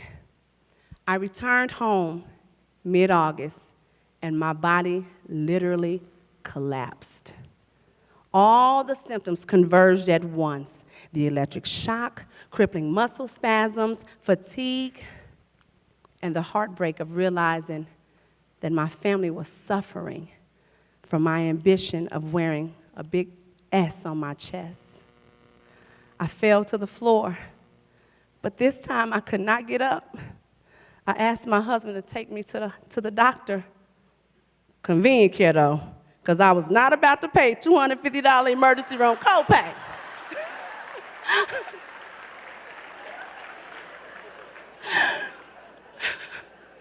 Y'all got to keep it real and keep my money, too. X-rays were taken of my spine, but nothing was found. They said it was more than likely just a case of arthritis.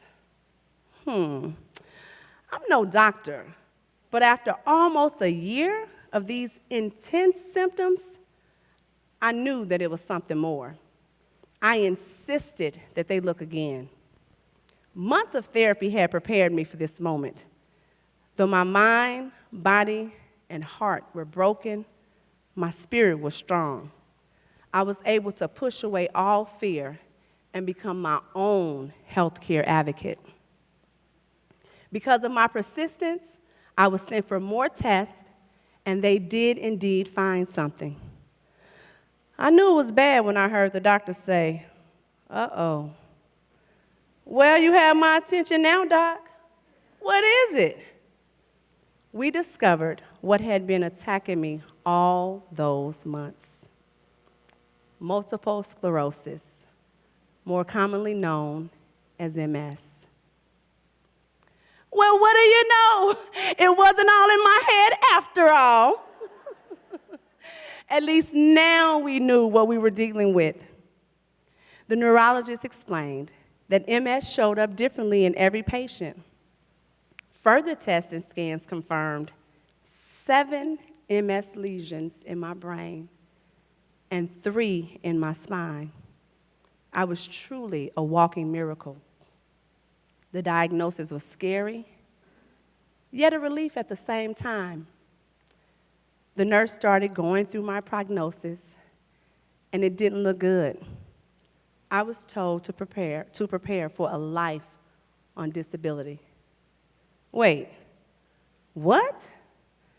At that moment, my faith took over, and I looked her square in the eye, and I said, "Oh no, that is not my story. God will get the glory out of this."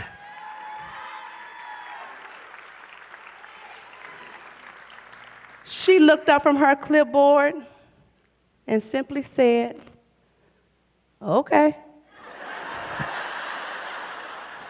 Not the big moving moment I was subconsciously expecting. I must have thought the doors would open up and a gospel choir would come dancing through and waving their hands, and suddenly I'd be healed. That's how it happened on TV shows like Touched by an Angel. Either way, this was my moment. And I can hold on to the prognosis that I was given and prepare for a life on disability, or I could allow MS to become my strength to let go. I chose the latter.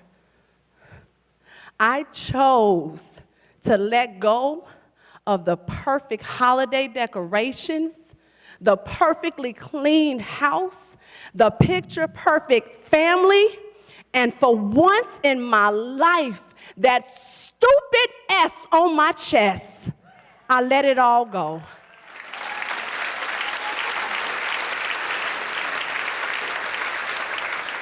The moment MS became my strength to let go, I can hear these words ever so clearly in my spirit.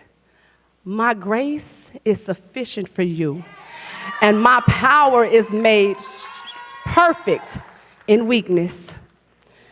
Whew. It was a real moment, y'all.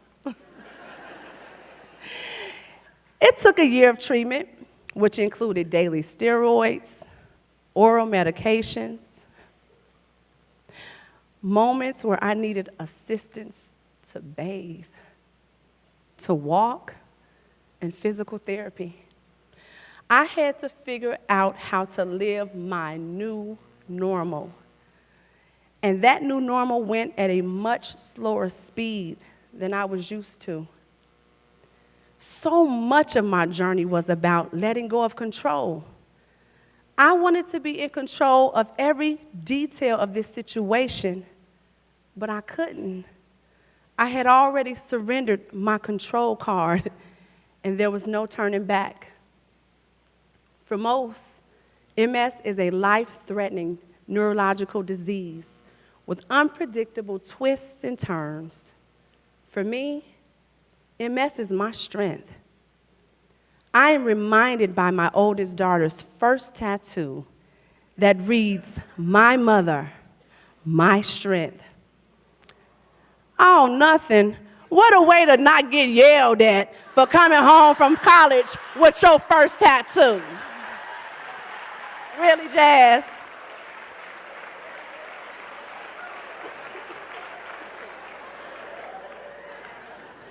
My son and baby girl still believe mommy has all the answers. I am reminded by my sister's declaration over me that I am healed and I am whole.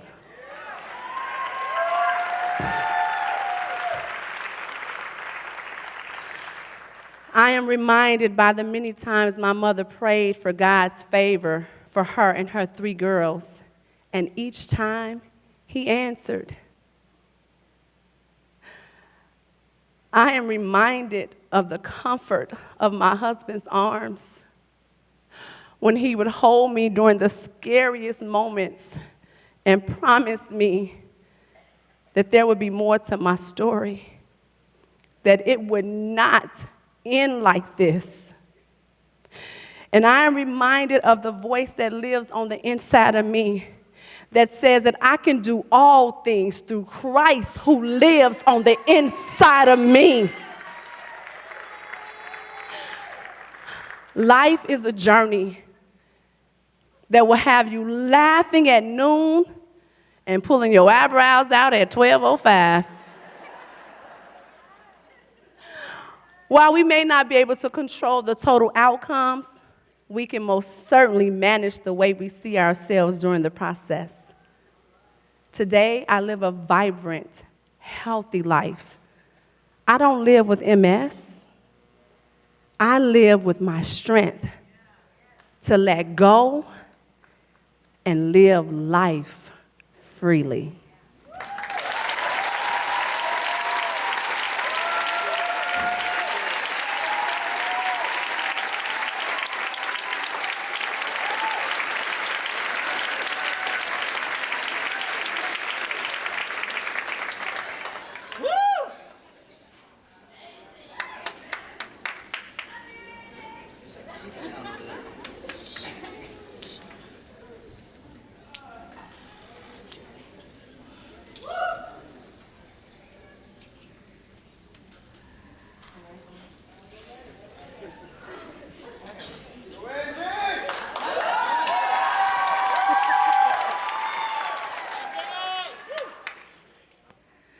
So I was like 5 years old when I realized that I really like to eat and swear, so you've been warned. Am I the only one here that really likes pizza and pasta and bread and fried chicken and mashed potatoes and bougie wine and cheesecake and chocolate and margaritas and Taco Tuesday? Where are my ladies who like to eat? Can I get an amen? And has anybody ever lost weight and then just like gained it back? Can I get a hell yeah? So I don't really know exactly why I eat when I eat, and I've been on a diet like 100 times. I mean, food is just good. When I lose weight, I'm good at it. I mean, I can lose the equivalent of an entire person off my body. But when I gain weight, I'm a total champ. I can also gain an entire person on my body too, like right now. But tonight I'm up here to have fun talking about it and make women feel okay about it. Because we can waste time being sad, feeling guilty, and having regrets in life, or we can live today like there's tomorrow, like no tomorrow. Am I right? Who's with me? All right. So a couple of years ago, I was on my diet A game. I was doing great. Protein, water, veggies, really low carbs, no sugar, no alcohol. Yep, it sucked. But I dropped the weight and it felt great. But since the weight was gone, I decided that it was finally time that the grandma bras had to go. Ever since high school, I had always wanted the girls to be just smaller. They just got in the way of stuff. Sure enough, I'd eat something and it would totally land on my chest for the world to see, like nice ketchup. Or anyone want some like chocolate ice cream for dessert? I'd wanted it done since I was 17 years old, but the doctors always said, you need to lose some serious weight first. Well, duh, you asshole. Give me the magic pill to lose some weight permanently and I'll take it every day, but can you do something about my boobs? Well, January 2018 was the magic month where they told me that I didn't have to wait any longer. I'd finally lost enough weight to qualify for a breast reduction. Yes, so I went in for outpatient surgery bright and early at 5:30 in the morning on a Thursday. I was so pumped. I went in the room, and my surgeon had to use this special purple pen to draw all over my naked body, which looked pretty smoking hot at the time because I had been on my diet A game. So my husband is watching as I'm getting prepped by the female surgeon, whom we both adored, and as the doctor was drawing sections all over my business, she said, okay, I'm warning you, I'm getting ready to go down under. And my husband, without missing a beat, said, isn't that my job? Oh my God. So, it literally happened. And so my husband and the doctor both start laughing hysterically.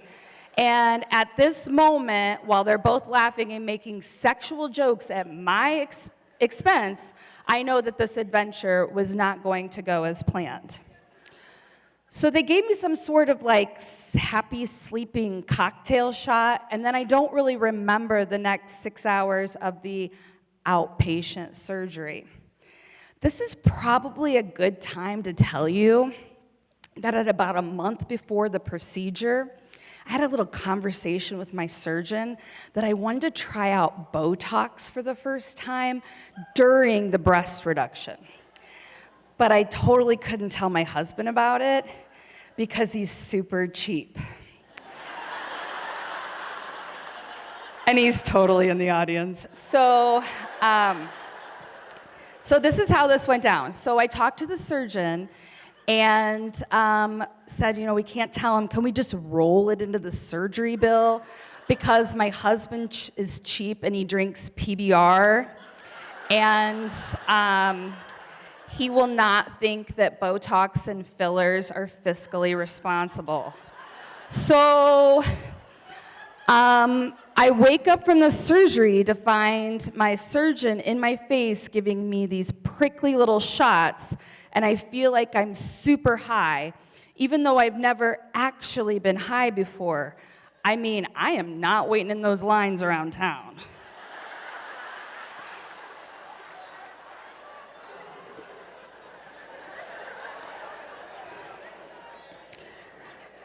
So anyway, my husband is walking into the room during the Botox, and at that point, I know that I am mucking busted. I say mucking because Carrie Rosso said that I couldn't say the big one, and I found a way to trick her. Get it? Gotcha. All right, because they totally know what I mean. All right, well, the doctor said that the surgery went well, and I was excited and hungry because guess what? I'm always mucking hungry. So at this point, I find out that I'm being transferred via ambulance to the hospital for post-surgical therapy.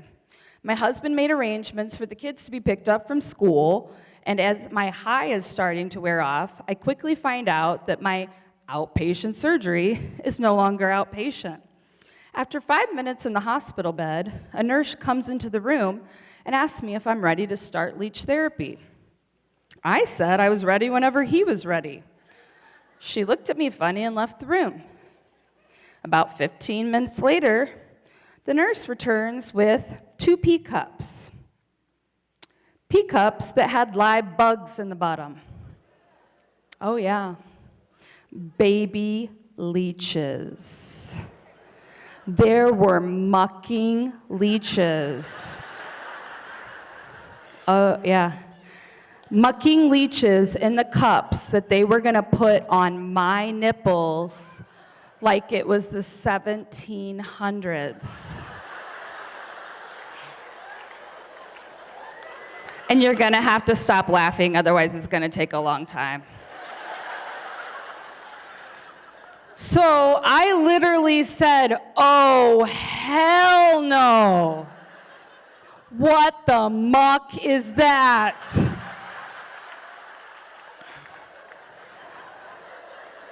The nurse seemed a little confused and said, you knew you were coming here for leech therapy, right? And I said, yes, with Dr. Leech. I was dead serious. I said, I can't do this. I will die. This is mucking disgusting. What's the alternative? Well, they finally explained to me that if I didn't have leech therapy, I ran the risk that my nipples would die and fall off.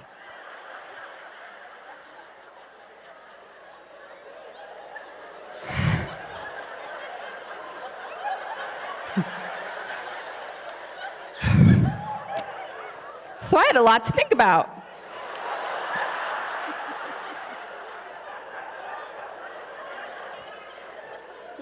I think my husband likes my nipples. Okay, so for the next 3 mucking days, I had fresh baby leeches on my damn nipples. Every 2 hours. And these little muckers are the most unpredictable little shits you have ever met. They bring them out in pea cups. And they are the size of the tip of your pinky finger when they start out. They have suckers on both ends. Yep, it was bad. The nurses would arrange them on my nipples to keep the blood circulating to the nipple so it wouldn't fall off and die. Like literally a nipple can die. So the leech does his thing and gets as big as a middle finger. And then it just falls off when he's ready. I say he because I refuse to call them she's. So the nurses are busy, so they can't really wait to catch the leeches. So I held these pea cups up there, and I can only demonstrate one.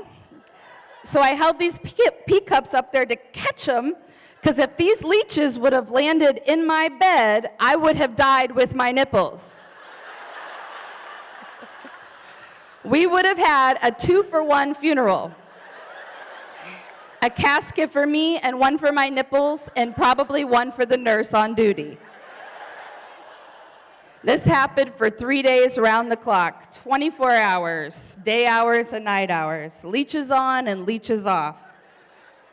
And when they fall off, the leech, they put them in this pea cup, put alcohol in it, and then the leech bursts into a cloud of blood and is gone. No more leeches. Boy, bye.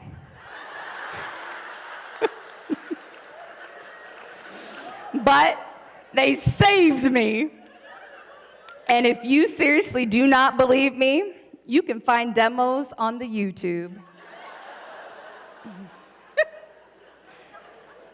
All right. So probably one of my best memories of this little leech vacation was with Joseph from Muhammad. Joseph was a CNA who was a bigger guy and wasn't afraid of these leeches like some of the other nurses. He worked quite a few of the shifts and had to help me to the bathroom because I wasn't allowed to walk alone for the first few days. In the hospital, you have to walk with those special hospital socks so you don't slip and fall, and it kind of makes you shuffle. And it's kind of like this. Let me show you. Actually, just let me show you the whole thing.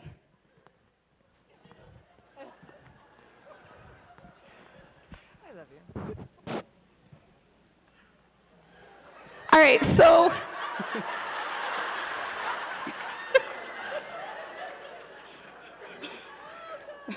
I hope I have a job on Monday. All right, so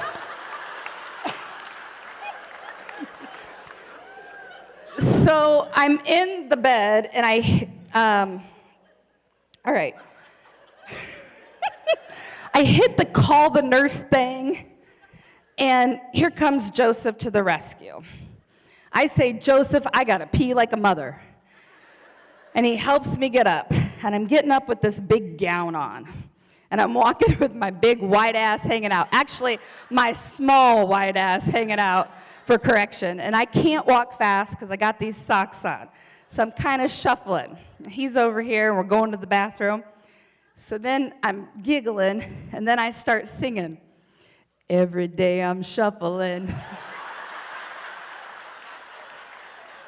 And then I really did this. And then he looked at me, and then I do it again. Every day I'm shuffling. And then he looks at me like, he's probably like, is this bee really gonna do this? I'm like, oh, hell yeah, I am. I'm sexy and I know it.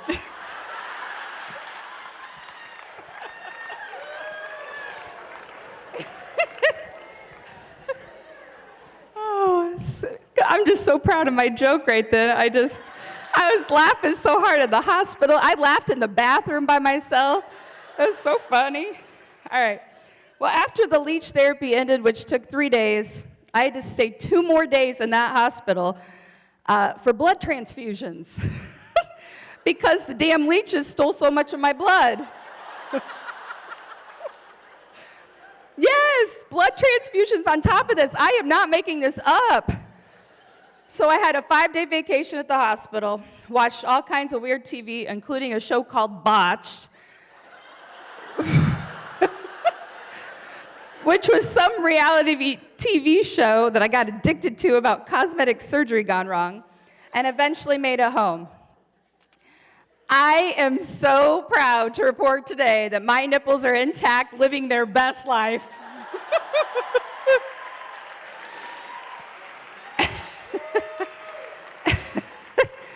And I have officially gained back all of the weight that I lost to qualify for that surgery. So, and the girls are big again, but what are you going to do?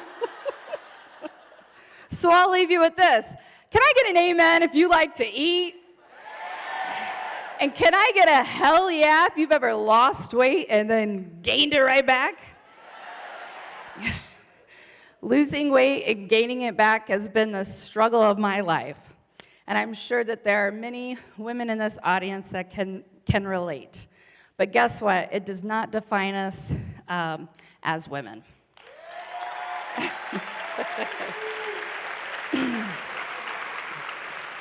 Tonight, I've shared one of my stories, as have the amazing women on the stage.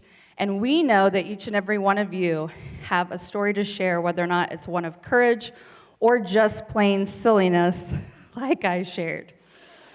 February 22nd, 2020, is where we are tonight in our lives. And the rest, well, the rest is just unwritten.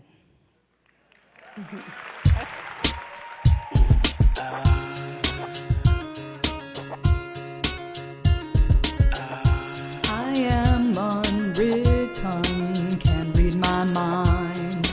I'm undefined. I'm just beginning, the pen's in my hand, ending unplanned. Staring at the blank page before you, open up the dirty Let the sun illuminate the words that you could not find. Reaching for something in the distance, so close you can almost taste it. Release your inhibitions. Feel the rain on your skin. No one else can feel it for you. Only you can let it in. No one else can speak the words on your lips. Drench yourself in words unspoken. Live your life with arms wide open. Today ends where your book begins. The rest is still unwritten.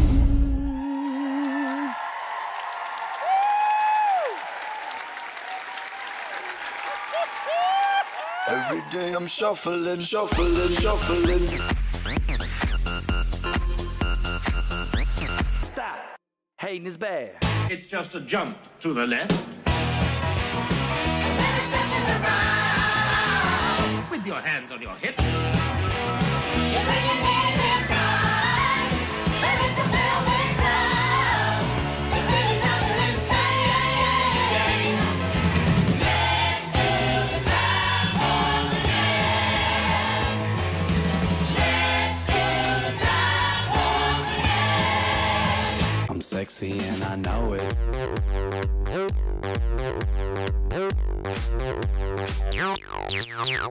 Yeah. Wiggle, wiggle, wiggle, wiggle, wiggle, yeah. Wiggle, wiggle, wiggle, wiggle, wiggle, yeah. Wiggle, wiggle, wiggle, wiggle, wiggle, yeah. Wiggle, wiggle, wiggle, wiggle, yeah, yeah. I'm sexy and I know it. Every day I'm shuffling.